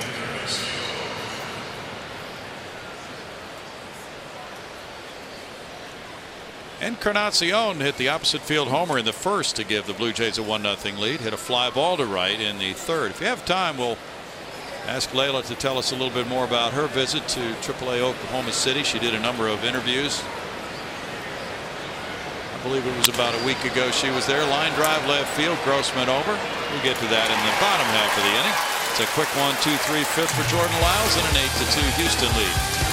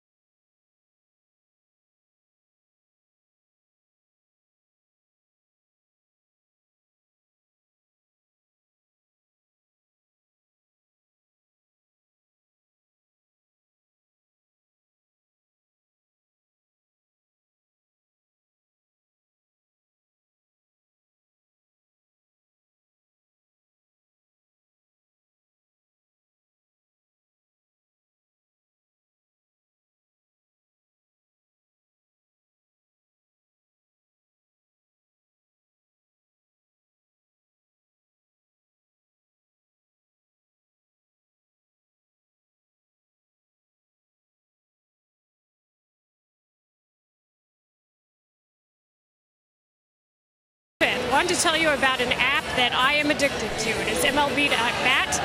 MLB.com at Bat is the #1 source for live baseball everywhere you go. Available for iPhone, iPad, Android, and BlackBerry 10. At Bat delivers Astros baseball at its high-tech best. Text at Bat to 31826 or visit Astros.com for details. Let's send it back upstairs to Bill and Alan. Have you checked out at Bat yet? Ash? I've checked it out, but watch those addictions now. We've had this discussion. I have nothing positive to report. I'm still watching late night West Coast baseball for no good reason. 2-0. Well, as a part of your addiction, you got a chance to go to Oklahoma City and combine work with your addiction. And you had some nice conversations with the Red Hawks guys. I did. I even got to catch some college football, too, which is always nice. Wow. You mentioned Jake Buchanan. And Buchanan is known for that 25-inning scoreless streak that he had earlier in the year when he was with Corpus Christi. You know, Bill, he told me that he didn't know what his status was going to be with the club when he started at spring training. He knew he had a bad year last year, and so he credited the piggyback system that they have for the starters and getting an opportunity instead of going to the bullpen in Corpus to really show them what he had worked on. Interesting. Well, it was a way to take a look at more different starting pitchers and get a read on more different guys instead of pigeonholing them into certain roles, maybe, you know, middle relief role or whatever they would have had in mind for somebody whose numbers did not stack up as, we'll say, 5 others who might have been in a starting rotation in a different year. So it's a little bit different look than most organizations take at a pitching staff, but it sounds as if it may have turned in a very positive direction. Dominguez has worked the count full on Lincoln. And she mentioned Asher Wojciechowski. We've heard a lot of great things about him in his year at AAA Oklahoma City. Tonight, Leo Harris has reported to Corpus Christi. He's the young outfielder the Astros signed from Mexico, the Mexico City Reds, who's joined the organization now. And they also brought in a first baseman who's going to be at AAA Oklahoma City, Japhet Amador. Harris is 23 years old, so he has joined Corpus Christi tonight. Leadoff walk for Domingo. That's the second straight inning in which he has led off with a walk. Take a look now at Leo Harris, 310 average, 11 homers. But the big thing is his on-base percentage, 398, 14 steals in Mexican League baseball this year, and he goes into the mix for a very fine Texas League club, Corpus Christi, which will be in the playoffs, having won the first half of the season. Just can't have too many good players. Wallace takes ball 1. Brett double to right field in the 4th inning. He's 1 for 2. But it's a staggering number of promotions the Astros have had and player moves throughout the year.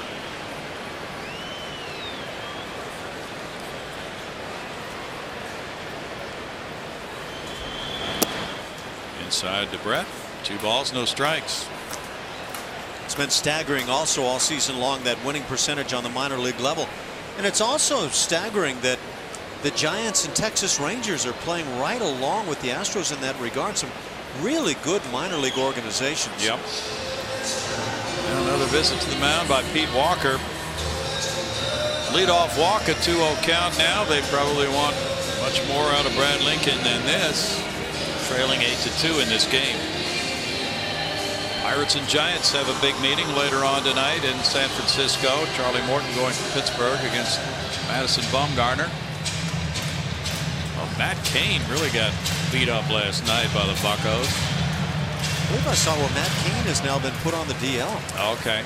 Well, yeah, he was hit by a line drive on the right forearm in that game. They were hitting a lot of balls really hard before that. 2 balls and a strike. He has not had a good year. Bruised forearm, as you suggest. Gabby Sanchez, the culprit who hit that line drive. He sure did. He brushed it. Wound up going on into center field.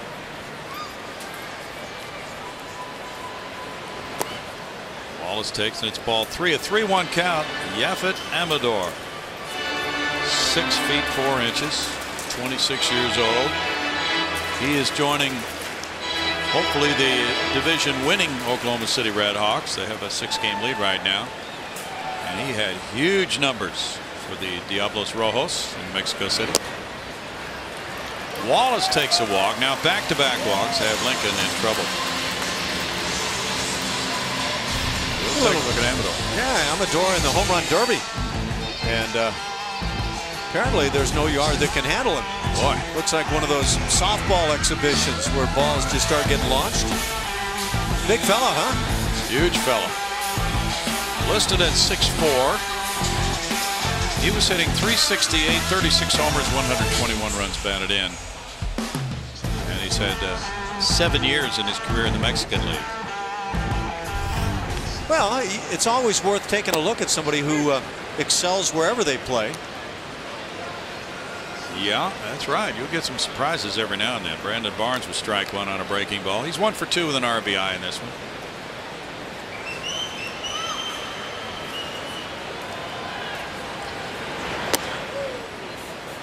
One ball, one strike.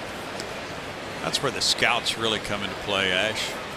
And their ability to watch a player in a league like the Mexican League or maybe Japan or somewhere else and project what they might be able to do in Major League Baseball. Yeah, that's exactly right. How would this guy fit in a higher classification of baseball? 1 and 2. And I was thinking while we said he's a big fella. So was Babe Ruth and others. I mean, you can look at Billy Butler with the Kansas City Royals. He's a big fella. Yeah. But some big fellas can really swing the stick. Frank Howard was big. Yes, he was. Dave Kingman was tall. Nate Fryman big. Out into center field, and that's in for a hit in front of Ghost. Dominguez held, and the bases are loaded on a looping single by Barnes. So Barnes with a breakout game tonight. He came in with 2 hits in his last 25 at-bats. He's 2 for 3 in this one. Yeah, Brandon not only needs this, he needs it against right-hand pitching. And there's Amador. He gets drilled up and in. He'll get it taped up. I don't know if I've ever seen that take place on a hit by pitch. But so next time up, what do? Take that, big boy. Ooh. Yeah. Video from the Mexican League. This might be our first. Tape works. Now bases loaded. Jonathan Villar has 2 triples. 2 runs batted in tonight. Last Astro with 3 triples in a game. Craig Reynolds, May 16th, 1981, against the Chicago Cubs. Last major leaguer? Last Astro. Last Astro, yeah. Tapped to shortstop. There's Reyes stepping on second, throwing in time, and it was close at first as a run scores to make it 9-2. Double play, so Villar will not get an RBI on that. You know what? With the size lead the Astros have, just tacking on a run is always good. Let's see how close Villar makes this look like. It might have been extremely close. And I don't know, he might have beaten that. And yeah, I would say Jonathan Villar should have been called safe on the play. He took that one last leap.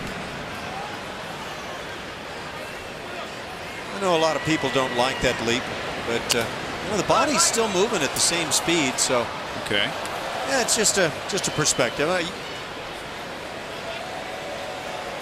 heard a lot of people say they don't like the dive or the slide. I would say the dive has to be the fastest way to get some portion of your body to a spot. That's just my opinion. Well, that makes sense. There's no friction with the ground. The body is propelled through the air. Sergio Santos is warming up in the bullpen. I would say if Usain Bolt were sprinting in that 100-meter race and had a chance, and he thought he had a chance to set a record, if he could reach out with his hand and have that be accepted, he would do so. Well, you're right. Those are the guys we should study, the sprinters. Yeah. Because they're the fastest in doing that. And what do? They lean their body forward at the tape. Is that the way you did it? I was known for my speed, but I never employed all those tactics. I didn't look into it that deeply. That was pathetic, Brian. You mean you didn't study tapes of the top sprinters in the world? You know, I had teammates like Enos Cabell say, "Don't worry about it, kid. It's never going to get any better for you." So I believed. That's a shot into right field. Well hit by Grossman. And he drives in a run and takes his hitting streak to 10 games at the same time. 2 RBI game for Robbie, giving him 18, scoring Wallace. Now, just last time up for Robbie Grossman, he drilled one to right field for an out, sac fly. But there's hitting the ball right on the screws back-to-back at bats, and that's what you have to do if you're going to put together a 10-game hitting streak or any meaningful hitting streak. Well, that's a very different Robbie Grossman than we saw early. 11 hits for the Astros with the 10-2 lead, and L.J. Hose has not made an out tonight. 2 walks and a single. Strike to L.J.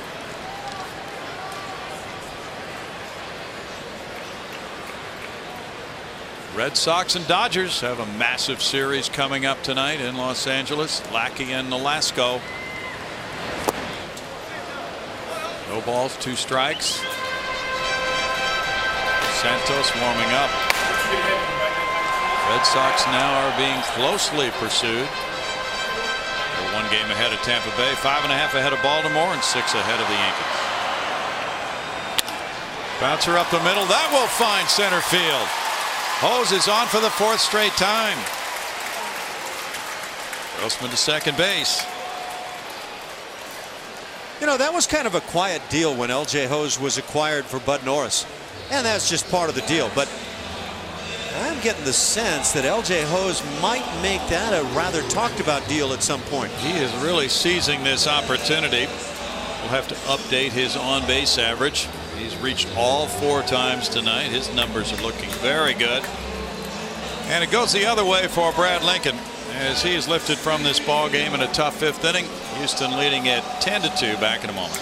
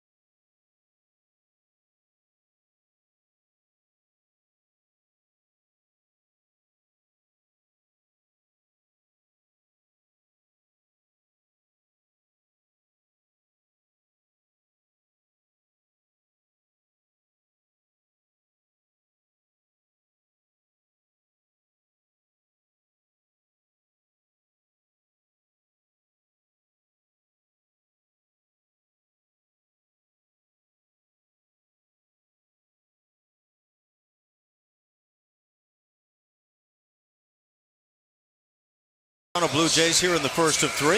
Inside the Lines is brought to you by Scotch Blue Painter's Tape. Scotch Blue, see what you can do. Well, the Astros seeing what they can do tonight. Matt Dominguez has been doing a lot of that of late. And his first at bat tonight, slamming the home run. L.J. Hose has not made an out yet tonight as he just continues to reach 4 straight times. Castro with a triple on his night, eluding a very speedy center fielder in Ghost. 3 triples on the night for the ball club. Matt Dominguez on the road trip, red hot. Not quite like L.J. Hose red hot. He was something. And Jason Castro just continues swinging a steady and outstanding stick. Sergio Santos in the game. Altuve the batter. There's strike 1. Altuve has 2 hits in 3 at bats. He's driven in a run. And 2 Astros with 2 men on and 2 outs here in the 5th inning. Starter Redmond went 3 1/3. Todd allowing 8 hits and 8 runs, 7 earned. Walking 3, fanning 6.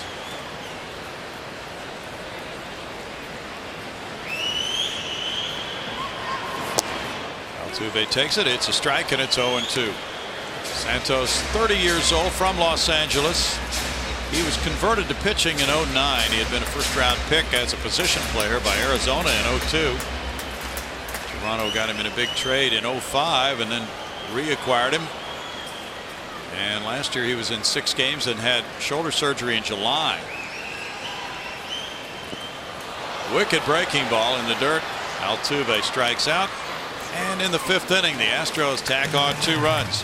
On 3 hits, they leave 2. They're up 10-2.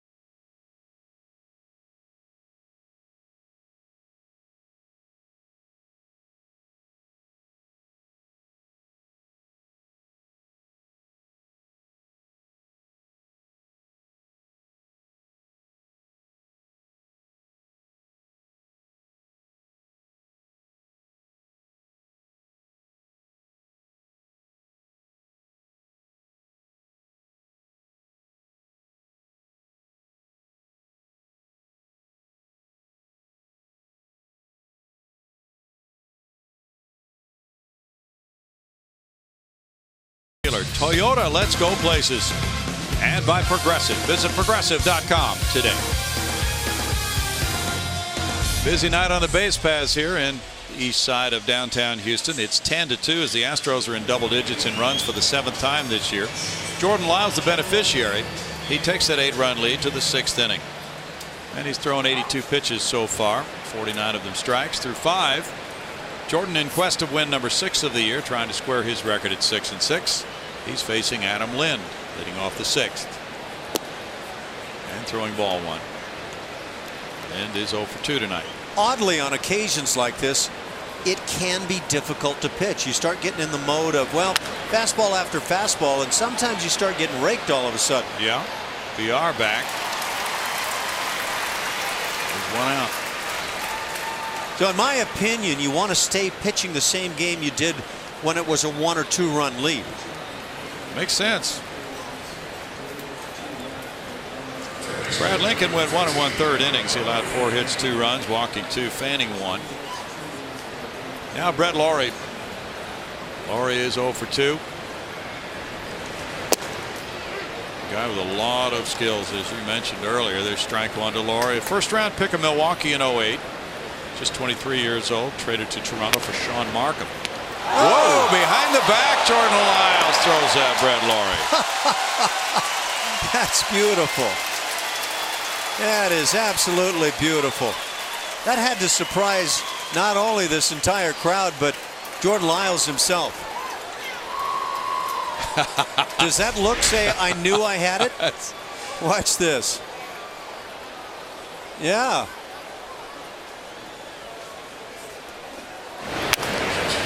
I don't know. Maybe he's worked on this play. And he had a little smile as he looked back in toward home plate. About as much of an expression as you're going to see out of him on a baseball field. Strike 1 to Aaron Sebia. Aaron Sebia homered last time up. He's 1 for 2. People talk about get in a good fielding position. Well, maybe that's his good fielding position. With your back to the plate. Yeah. Fly ball deep to center field. Barnes cranking it way back to the warning track. That's a long out, number 3. And that's 7 straight retired by Lyles. It's a 6-pitch inning. And he stays in front, 10-2.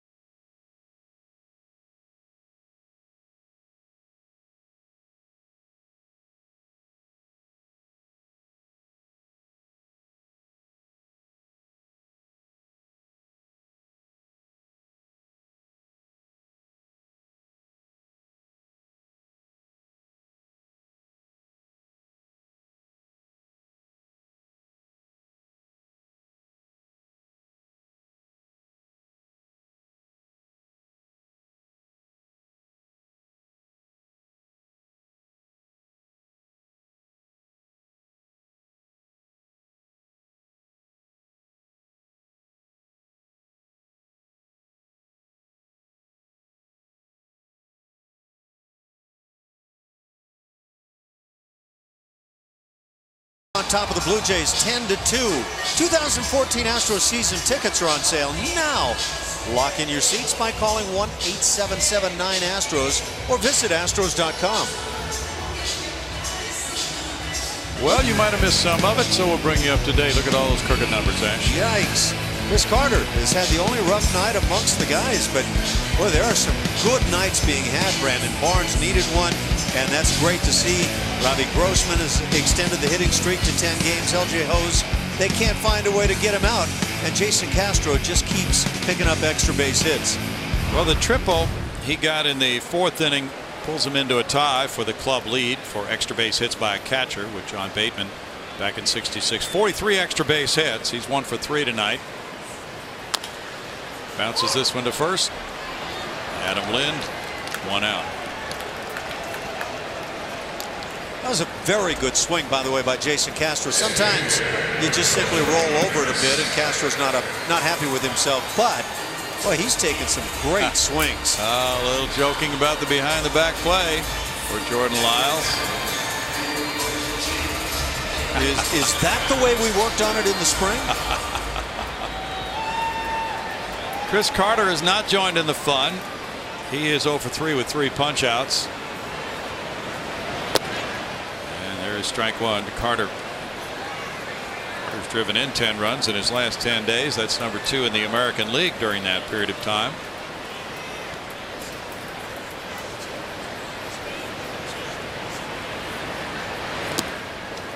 In the dirt, and it's a 1-ball 1-strike count. Get a little peek at that slider of Santos. It is a put-away slider, and he used it to great effect with the White Sox a couple of years ago, picking up saves. He was the closer, and the Blue Jays acquired him, thought they had themselves a big-time closer, and his arm has just gone sour.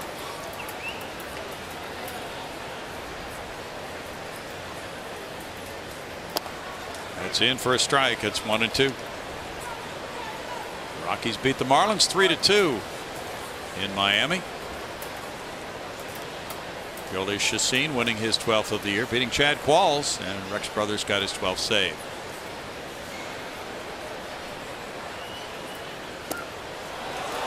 Carter strikes out for the 4th time. You know what I would say about that at bat is when you are 0 for 3 with 3 strikeouts and you have a 1-1 count and get a fastball pumped right through there, that probably was a good pitch to go after. In this case, Carter took it, and I don't know if he's just going through one of those phases where he's not seeing the ball.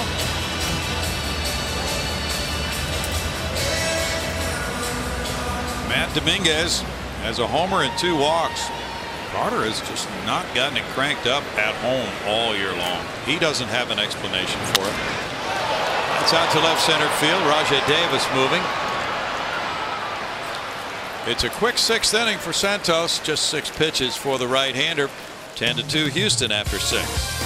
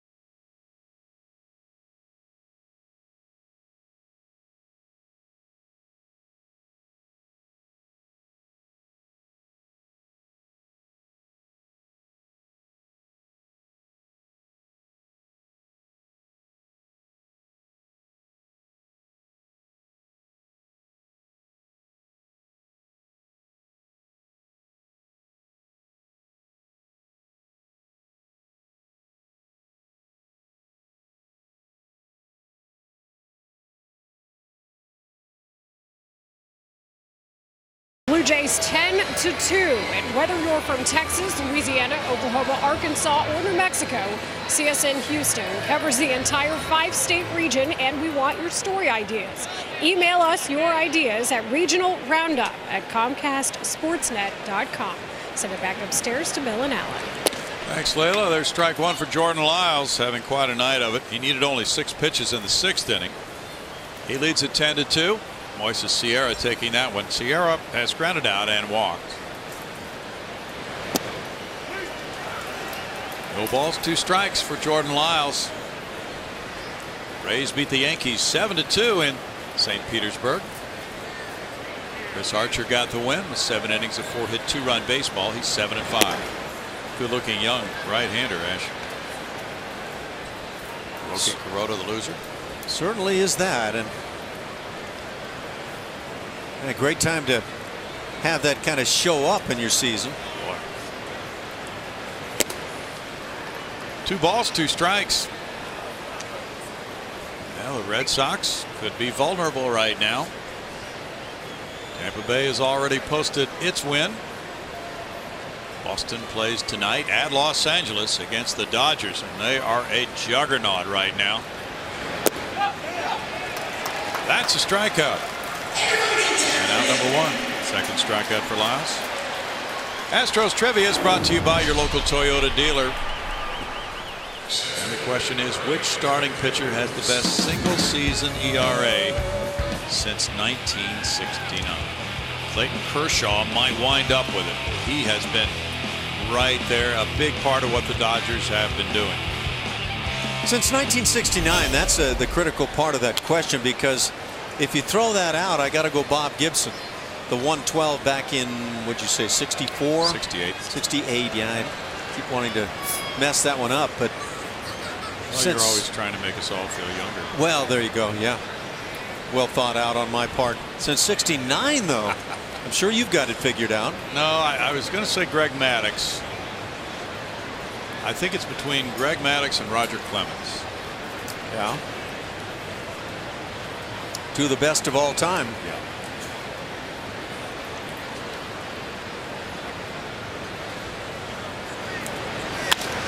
That's punched to left field on a line, and Grossman is there. 2 outs.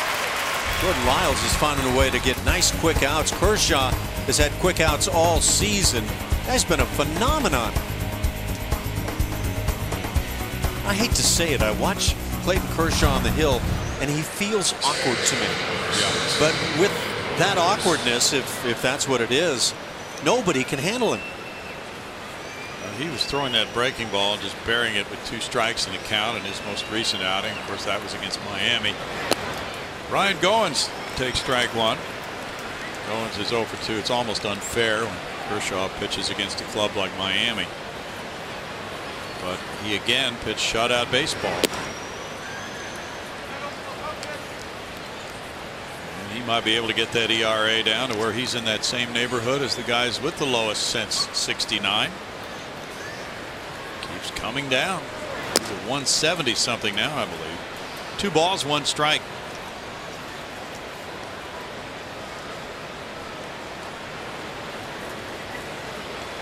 And there's Yasiel Puig. And there's Hanley Ramirez. Kershaw 1.72 right now. And there's Adrian Gonzalez. All right, so who wins the Cy Young if the season ends right now, Ash? Oh, Clayton Kershaw. Yeah, but there's some great seasons being had. Matt Harvey has been a terrific guy with the Mets. Greg Kimbrell. I don't know that there's a better closer in the game. Patrick Corbin. But I don't know how you get past that 172 ERA that's being put up by Clayton Kershaw. Yeah, I see what Kimbrell's done, but closing out the 9th inning, a very different story. Foul away. 2 balls, 2 strikes to Ryan Goins. Jordan Lyles has retired 9 in a row after the single by Gose in the 4th inning.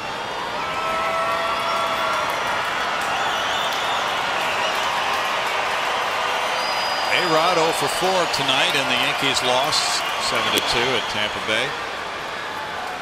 3 balls, 2 strikes. Interesting that Big Papi David Ortiz has said that He didn't think Ryan Dempster did the right thing by hitting A-Rod. It lit a fire under the Yankees.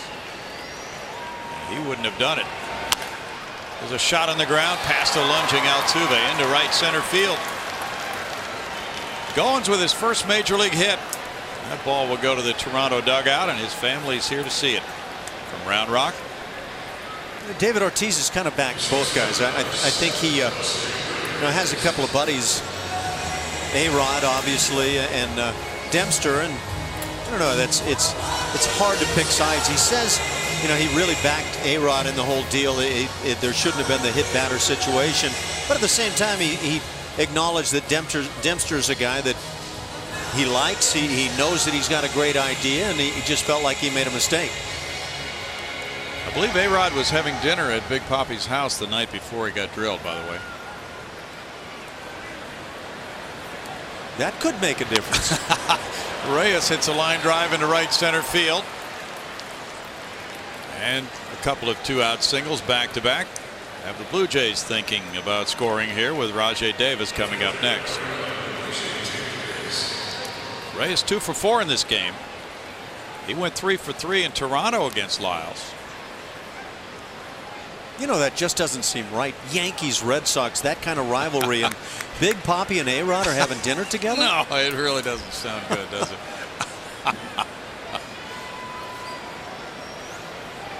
Phillies beat the Diamondbacks tonight 4-3 on a bases loaded walk. Heath Bell was the loser. Jonathan Papelbon the winner. Darren Ruff hit his 10th home run for the Phillies. Rajai Davis gets underneath it.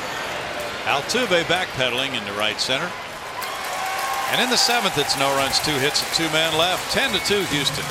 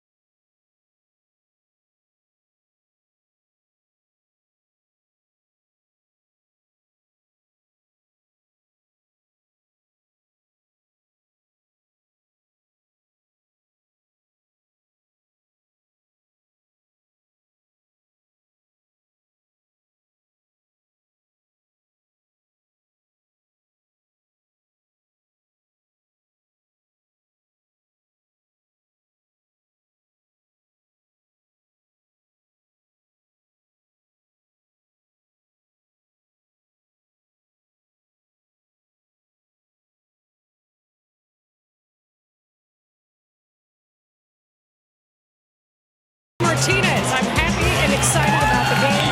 Wow, I feel confident. I was a little live with my fastball after the first inning, but after that I threw pitches for strikes. Feeling confident on the mound. Just one of the pitchers called up from Round Rock recently. And there's also another one there we talked about earlier, Bill Brown and Alan Ashby, and that would be Jake Buchanan. We mentioned his 25-inning scoreless streak that he had in Corpus Christi. And here's a look at some more of his numbers. 28 games, 23 starts, 12-5 with a 2.59 ERA, 89 strikeouts, and how about that opponent batting average? Not bad out of the sinker baller who thought he might be in the bullpen at best with Corpus Christi to start the year. Thanks, Layla. We have changes now for the Blue Jays. They have a new left fielder, Pilar. Kevin Pilar in left. Other changes, Ryan Goins has moved from second base to shortstop. New second baseman as well, Munenori Kawasaki. And there's the pitcher in front of him, Darren Oliver. Oliver, a former Astro, Gets a foul ball from Brett Wallace for strike one. Wally with a double and a walk. 2 runs scored. Oliver has had 9 different teams in the majors. He's 3-4 this time around with a 3.92 ERA in 42 games. He's had 3 different tours with Arlington. Texas Rangers. Deep drive. Anthony goes back. That bounces off the wall. He goes up on Towles Hill again. And he spent some time going up the hill tonight. Second double for Wallace. Number 11 of the year for Brett. Boy, he's slamming the ball around tonight and doing it here against the left-hander. This is where it gets impressive for Brett Wallace. Can he get these kinds of swings against left-hand pitching? And I get the feeling that Anthony Gose in center field is playing a bit too shallow tonight. We've seen a lot of his back. Brandon Barnes is 2 for 3 with an RBI and a run scored.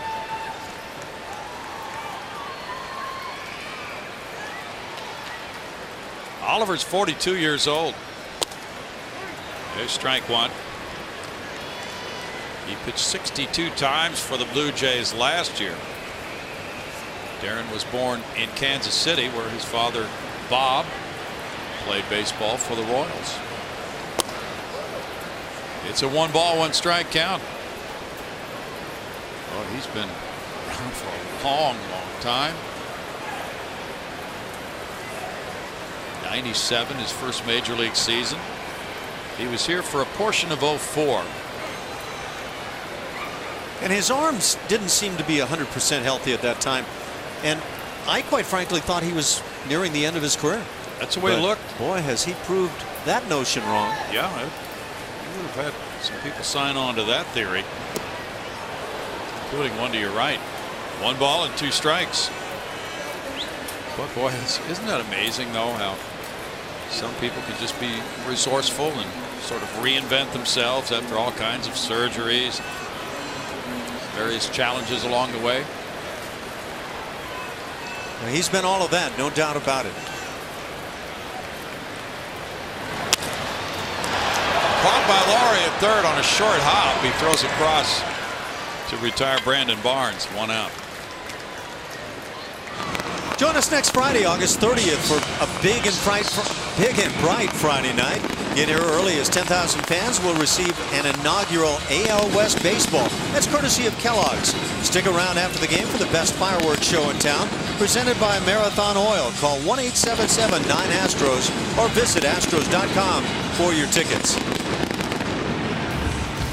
Jonathan Villar now will bat right-handed. He has 2 triples tonight, 2 runs batted in, 2 for 3 left-handed. Inside for ball 1. We're forgetting Doc Gooden. Ooh, that lowest ERA since '69. There you go. We got a reminder from Boods about Doc Gooden.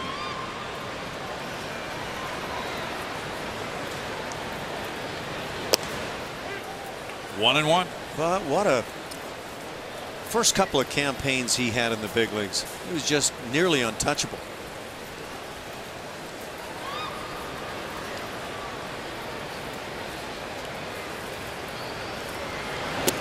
What was that a pitching staff you guys had to face in the '86 playoffs? They'd come at you, but Gooden was clearly the king, and he was the baby. And Glenn Davis hit a homer off him to beat him 1-0 in one of those games. I'm trying to remember, was that a Nolan Ryan game or a Mike Scott game? I believe it was Nolan. Struck him out for out number 2. I had a couple of pretty good options as choices for who might have thrown a shutout. You probably stuck your hand in a bucket of ice for about 2 months after the season catching those guys. Tell you what, when they were on their games, it was rocking chair time. They just put it on the money. Robbie Grossman also a switch hitter like VR. So he bats right this time around, takes ball 1.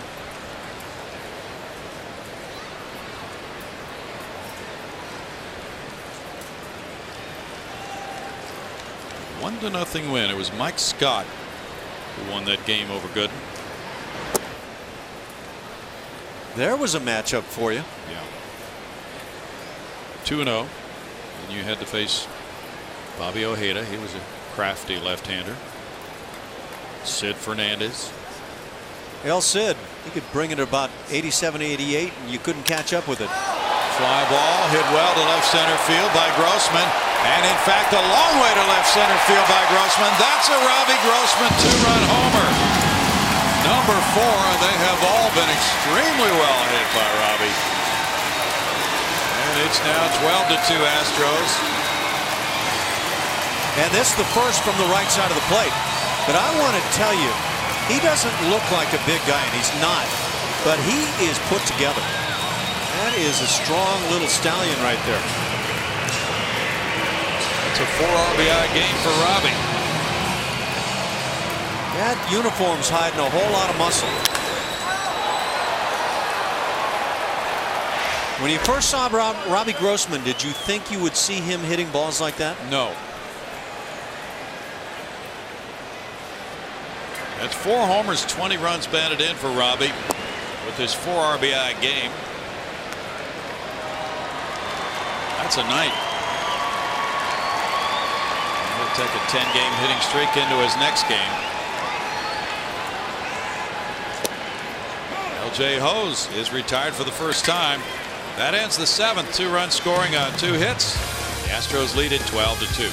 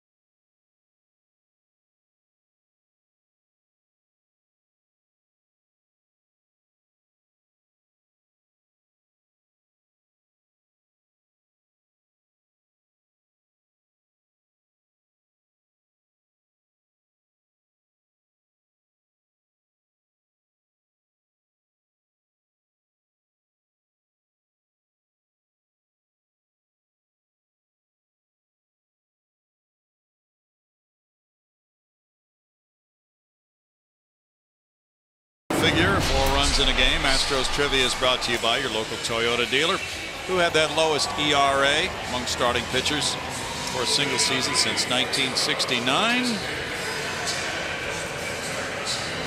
Quite good. Yeah, well, you nailed it. 153 in 1989. Man, that's good stuff. That curveball was 12-6 as they get, and then he'd throw that over the top heat that would start in the same location where the curveball would. Boy, he was tough. Struck out a lot of canaries in that game. He was just a baby at that time. Pittsburgh Pirates with those yellow uniforms. We go to the 8th inning. Edwin Encarnacion with a new second baseman in the game, Marwin Gonzalez. Looks at ball 1. Encarnacion hit the opposite field homer in the first. He's 1 for 3. Looked like a bit of a cutter there. 1 ball, 1 strike. Jose Altuve leaving after a 2 for 4 night with an RBI. Jose, by the way, said the quad is fine now. He's all healed up. I think he's been saying that for about 3 weeks, right? That's the way it goes. I'm ready to go, Skip.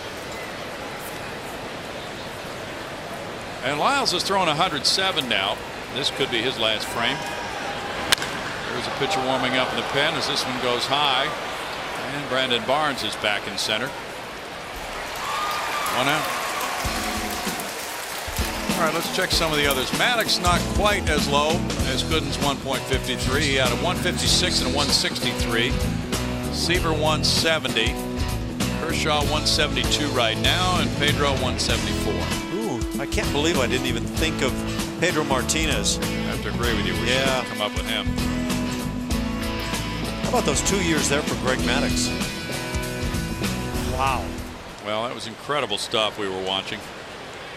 Now Adam Lind with Josh Zeid in the bullpen takes ball one. Lind is 0 for 3. Of course, I think Maddux a little bit was living in the land of the large strike zone, but he could put it there time after time. Wasn't that the truth?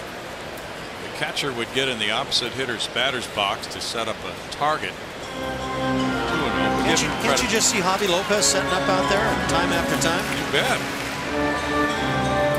Of course, it wasn't just Maddux. Tom Glavine reaped the rewards of that strike zone. Line drive to right. That's in for a hit for Adam Lind. Yeah, they sure did. Brad Davis and the Houston Dynamo will square off against the Montreal Impact. That's tomorrow night. Catch all the fast-paced MLS action at 5:30 only on CSN Plus. You'll be sneaking a peek at that one before we go on the air tomorrow night. I'll be glancing over your shoulder here, so you can watch a half an hour of it. Don't worry your little self as I glance over your shoulder. Maybe we'll get a corner kick. Brett Lawrie's 0 for 3. That's ball one, and Laurie is a hard-nosed player. They tried him at second base a little bit this year. Minor league second baseman. That's the way he came up with Milwaukee Brewers. I shouldn't say came through their system. Right. But he looks like a strong-arm third baseman. Yeah, he is built as a third baseman. But they did try to see what he could do at second base this year, as you say, and it just didn't pan out for whatever reason. When you have a struggling club, it's likely that nobody's going to look extremely good at whatever you have them trying to do, and the Blue Jays have certainly qualified as struggling.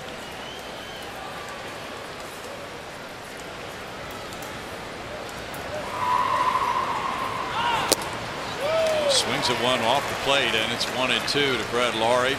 Blue Jays trying to avoid sinking to 15 games below 500 for the first time this year. Their general manager Alex Anthopoulos made that huge deal with Miami during the offseason. There were very high expectations. Then they went 10-17 in April. That's a deep drive, and Brett Laurie will go into his home run trot. A two-run bomb by Laurie way up high. That ball's tracking up there. Yeah, he's a strong guy. And I think the Blue Jays, along with Brett Laurie, there were other guys they thought would have just great seasons, and it didn't pan out. It's number 10 of the year for Laurie. Makes it 12-4. Sometimes that curveball can get launched, and that's the case right here. I'm going to go out on a limb and say Laurie knew he got it. He put his head down and went into the trot right away. And that'll be it for Jordan Lyles. Coming out of this game with a 12-4 lead, Josh Zeid has been warming up in the bullpen, and we'll be right back.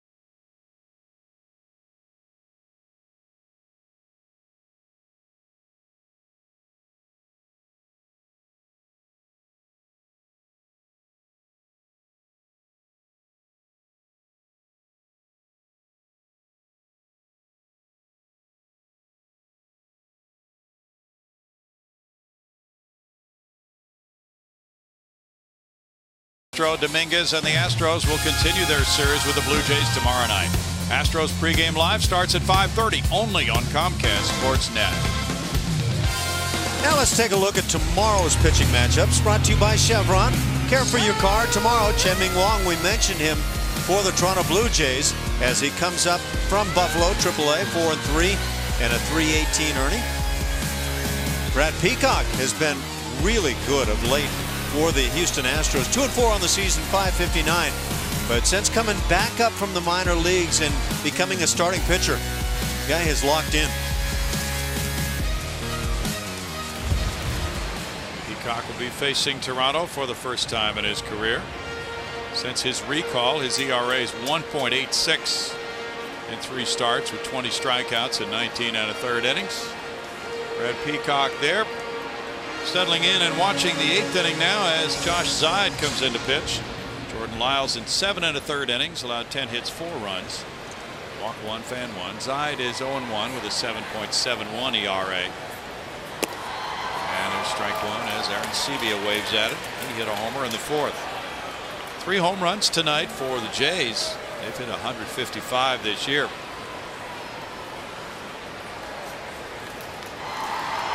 Brewers won at Cincinnati 6-4.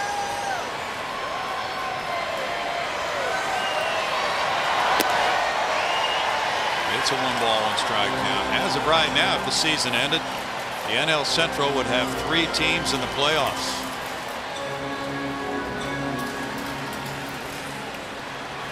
But the Reds were dealt a little setback. They got Brandon Phillips' 16th home run of the year in the loss. 1-2 the count. That's a little disheartening, though, for fans of the Reds that they lost to undermanned Milwaukee tonight. It happens. Aaron Sebia wanted to get a little more stickum for his bat, had to ask to be able to go back there. That's something they've tried to keep hitters from doing, but he said his hand came off the bat, and maybe that presents a dangerous scenario. That's a good point.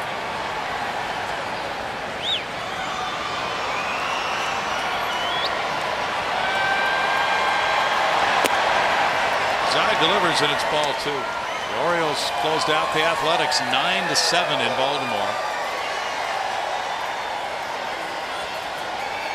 K-Rod got the win, beating Ryan Cook. Jim Johnson got save number 40.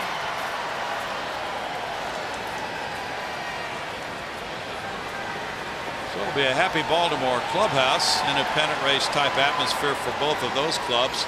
Not so happy for Bud Norris, who gave up 7 earned runs in 4 2/3 innings.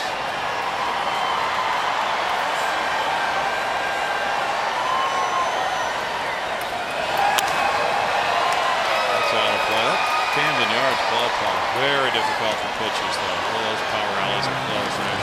Hitting Haven, no doubt about it. It's a big center field too, but like you say, you hit it straight away, even to the gaps a bit, and it's just a great place to swing the stick. Twins beat the Indians in Cleveland 5-1. Dino winning his 8th of the year, beating Ubaldo Jimenez, who's 9-8. Astros still have a series left in Cleveland at the end of the season. I think the Indians have made one of the best turnarounds this year of any of the clubs out there. I think the Pirates would be top of my list, but love what the Indians have done. They've already won more than they did all of last year. 69 wins now for Cleveland. Terry Francona's style works well there. 3-2, and they acquired some good players. Nick Swisher, Michael Bourne, some of the others they've picked up. Picked up Drew Stubbs. I don't know if he's had that great a year. Tigers beat the Mets in New York 6-1. Doug Fister goes to 11-6 with that win over Daisuke Matsuzaka. What is going on with Justin Verlander? Well, his ERA is pretty high, isn't it? And he's given up home runs. You know, and the Tigers are going to get to postseason play. I wouldn't be surprised if they still run him out there as their #1 guy. But, wow. Right. Well, Miguel Cabrera hit his 41st tonight for them, but even with all the offense Miguel has provided, Verlander has had a season that does not come close to his recent years. Fly ball out to center field. Barnes got a good jump on it. 2 outs. And that's another club. You know, Detroit looks like it's in. Of course, mathematically, that's certainly not true. But right now, the two teams that look just really solid for the playoffs are Detroit and Atlanta. And yet, with their pitching, you're not sure you'd pick them to win a series, right? It's always the big question in the postseason. Which team has the hot pitching and is deep enough in that starting rotation to make it work? There's your MVP race, guys. Which way are you leaning? Oh heavens, Miguel Cabrera, you can't not vote for him. Voices Sierra fouls it for strike 1. I think Chris Davis has slowed down a bit, though he still leads in home runs and he's very close in RBIs. But you know, Mike Trout is such an intriguing player. The numbers are terrific. They're not quite Miguel Cabrera-like numbers, but his defense is just so exceptional, and the other facets he brings with the running game. Got a what if for you on that MVP race. 1-1. What if Chris Davis breaks Roger Maris's American League home run record and the Orioles finish first in the AL East? Would that sway your thinking? Yeah, it might. It very well might. I mean, well, what are you talking about? 15 more home runs? 16, 15 more home runs? Yeah, the odds are against that, aren't they? Well, you know, the way Chris Davis got hot early on in the season, it's possible. Yeah. Not likely. He's had an amazing season, Brownie. I wouldn't say, you know, it's out of the question. Well, with Oakland losing now, the Rangers have a golden opportunity to pad their lead to 3.5, and they're winning 10-4 in the top of the 9th over the White Sox. Little roller goes foul. Adrian Beltre hit his 27th to add to those we told you about earlier. Also Mitch Moreland, number 18. Cabrera tonight 2 for 4 with a long 3-run homer in that win over the Mets. And he's been playing hurt. Hip's been bothering him, and it just doesn't seem to alter his swing. Eric Young Jr. went 3 for 5 and stole a base for the losing Mets. 2-2. He's played well since going over there. He really has. He shows up in the highlights with diving catches. If only we could get some enthusiasm out of his dad.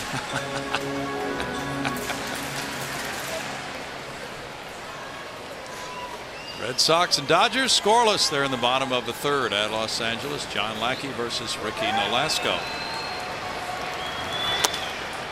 Little roller, Zide. Tossing to Wallace.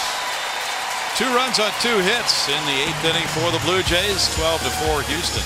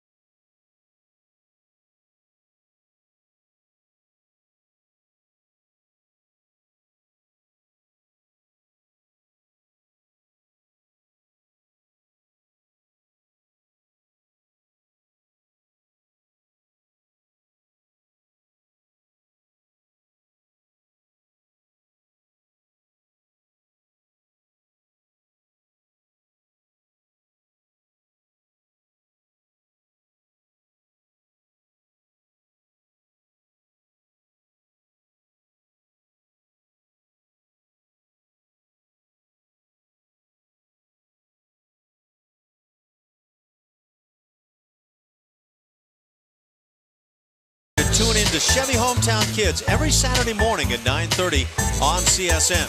Chevy Hometown Kids, where it's not about the score, but the experience.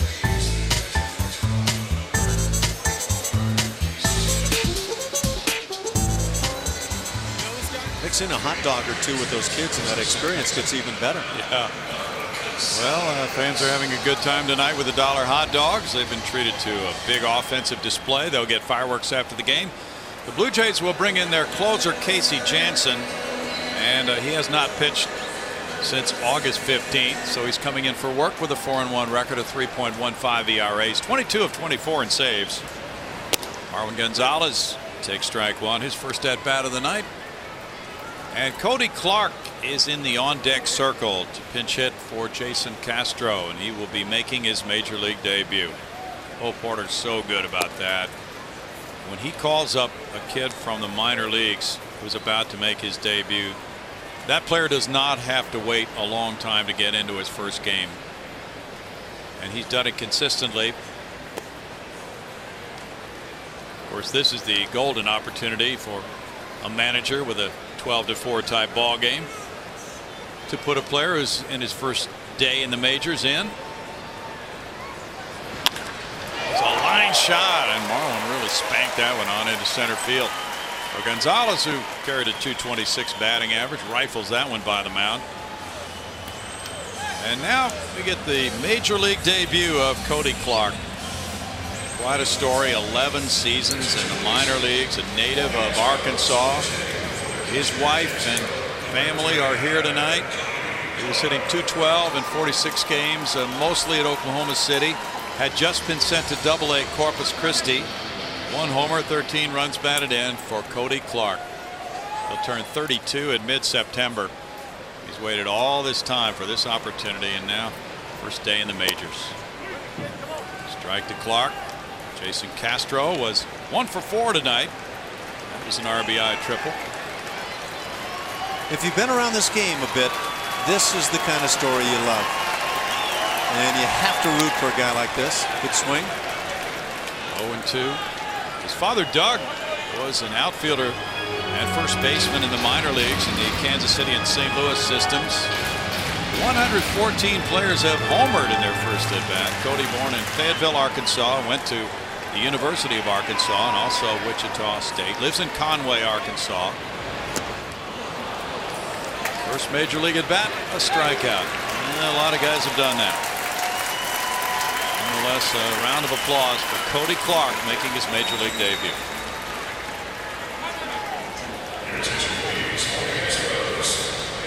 He's in the books. Yeah, he's in the books, and the teammates are going to try to make him feel good, trying to maybe bring a smile out. I think the smile can help as much as anything, but it hurts. You only get that first at bat one time. Jake Elmore is pinch hitting for Chris Carter, who was 0 for 4 with 4 strikeouts. Elmore at .250 with 2 homers has driven in 6. Jake has had 104 at bats. He's 0 for 5 pinch hitting. Also has done some catching. He caught and pitched in the same game in Arlington. Laurie comes in, throws on the run. Good play. 2 outs and a man at second. Marwin Gonzalez. And so Cody Clark will be donning the catching gear to come in for the top of the 9th inning as well. Make his debut behind the plate. Matt Dominguez has a homer and 2 walks. He's scored 3 tonight. Memorable night. Pretty remarkable on a night like this. 12 runs, 15 hits, still 12 strikeouts for the club. Yeah.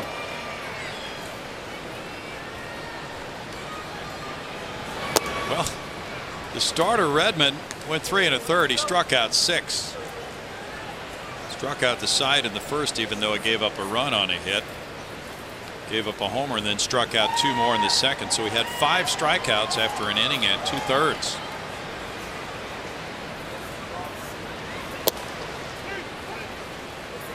One ball, 1 strike.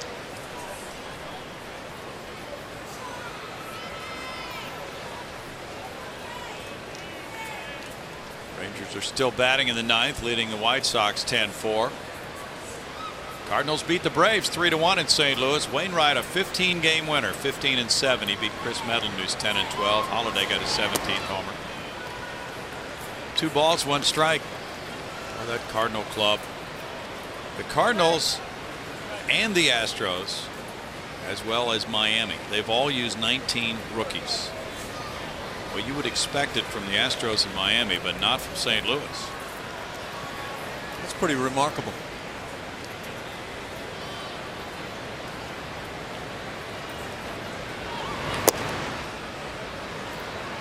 Three balls and a strike. It does not figure that the Cardinals will continue to hit this well with men in scoring position. They have just been in a completely different world. But they have just absolutely belted the ball. They hit up the middle so well, and the opposite field with men in scoring position. It's been almost a team-wide approach in that regard, and it's worked very well. Goes back in center field for the play. No runs, a hit, and a man stranded. We move to the ninth inning. 12-4 Astros.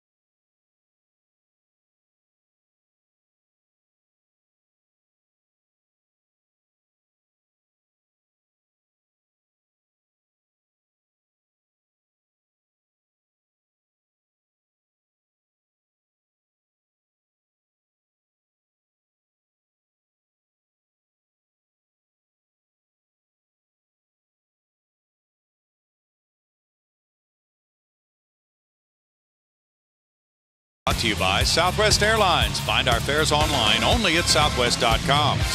And by Whataburger. Try one of Whataburger's all-time favorites 24 hours a day. Here in downtown Houston, there's been plenty of offense tonight. The Astros returning home after a lengthy 9-game road trip. And they gave up a run in the first inning, but then they got even quickly in the bottom of the first and then really broke out. Now Cody Clark, who pinch hit there in the bottom of the 8th inning for Jason Castro, is behind the plate. And Josh Fields comes out of the bullpen. Josh Zeid in 2/3 of an inning, allowed no hits, no runs, with no walks, no strikeouts.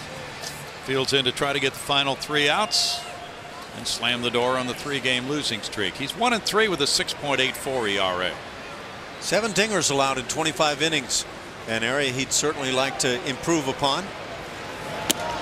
Negos moves back from that heater inside. Ball 1 at 94. Paid attendance tonight is 21,186. Oklahoma City won at Round Rock tonight 4-2. Asher Wojciechowski the winner. Wojciechowski goes to 9-6. He beats Lindblom, and De Leon gets save number 5. And you'll never guess who homered in that game. Ash. No way. You're going to tell me the guy who's not the minor league player of the year is homering again? George Springer. That's his 18th with Oklahoma City, number 37 overall in the minors for him. He now has 41 stolen bases. Of course, I'm referring to that fan vote, and that doesn't select the minor league player of the year. But no, I was surprised the way that went. Well, there was some ballot box stuffing in Arizona for Archie Bradley. Rolled out, and there's Marwin Gonzalez. Spectacular turning play. Oh, he got the out at first. Marwin Gonzalez wound up in the right field corner and turned in a gem. When we look at this, watch the position that he throws from and where he's looking as he turns to make this throw. This is absolutely remarkable on a guy who can fly down the line. The throw, well, he gets that head turned around, but he does it so rapidly. This is great athleticism.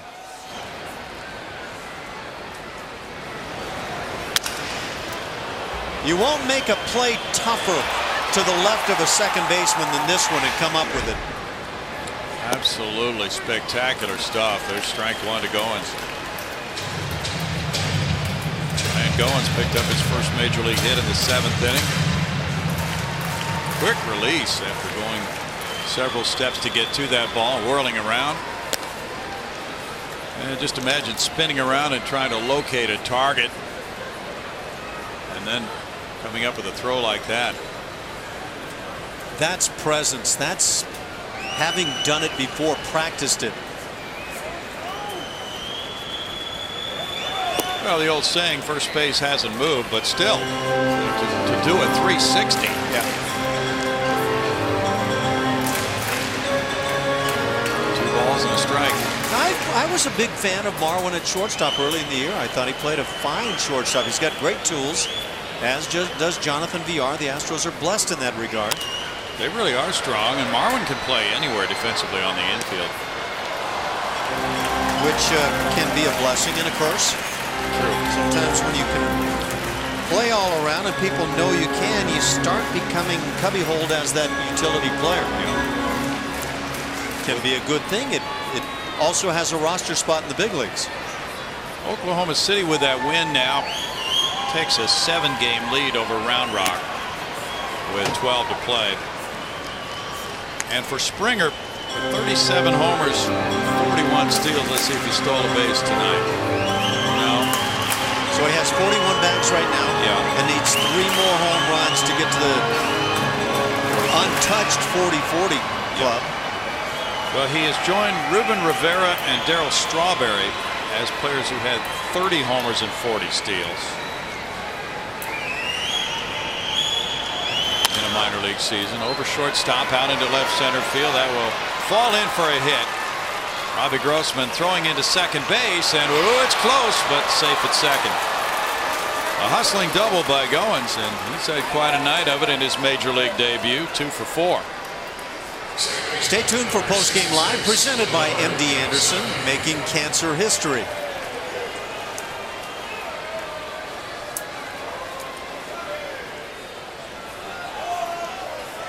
Munenori Kawasaki, he's quite an interesting player for the Toronto Blue Jays, and Kawasaki's had 196 at-bats with a .219 average, 1 homer, 22 runs batted in.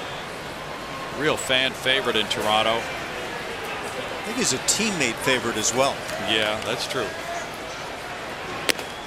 Well, so much so that we've never heard of this before.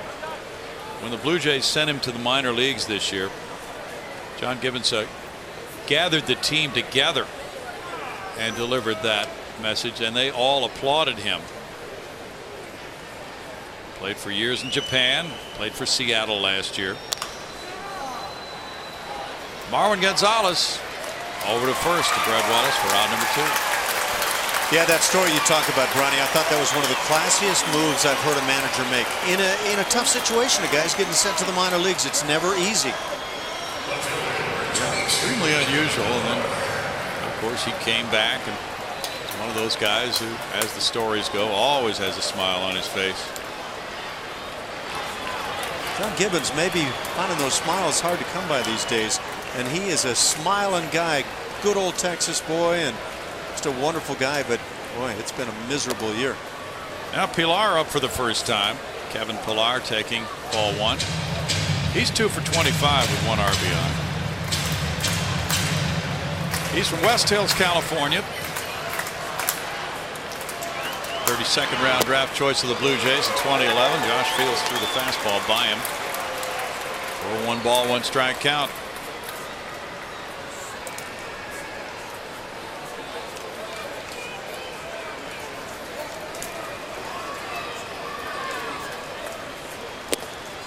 And another big cut. It's 1-2 to Pilar. This Astros crowd waiting for fireworks after the game. Up on its feet. An enjoyable night.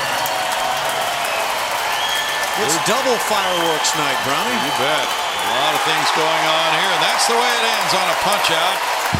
As Fields gets the final 3 outs. Cole Porter's club winning its 42nd of the year. putting to rest a 3-game losing streak. A lot of base running in this game for the Astros tonight. And they did the slugging on their way to a 12-4 win over the Blue Jays tonight.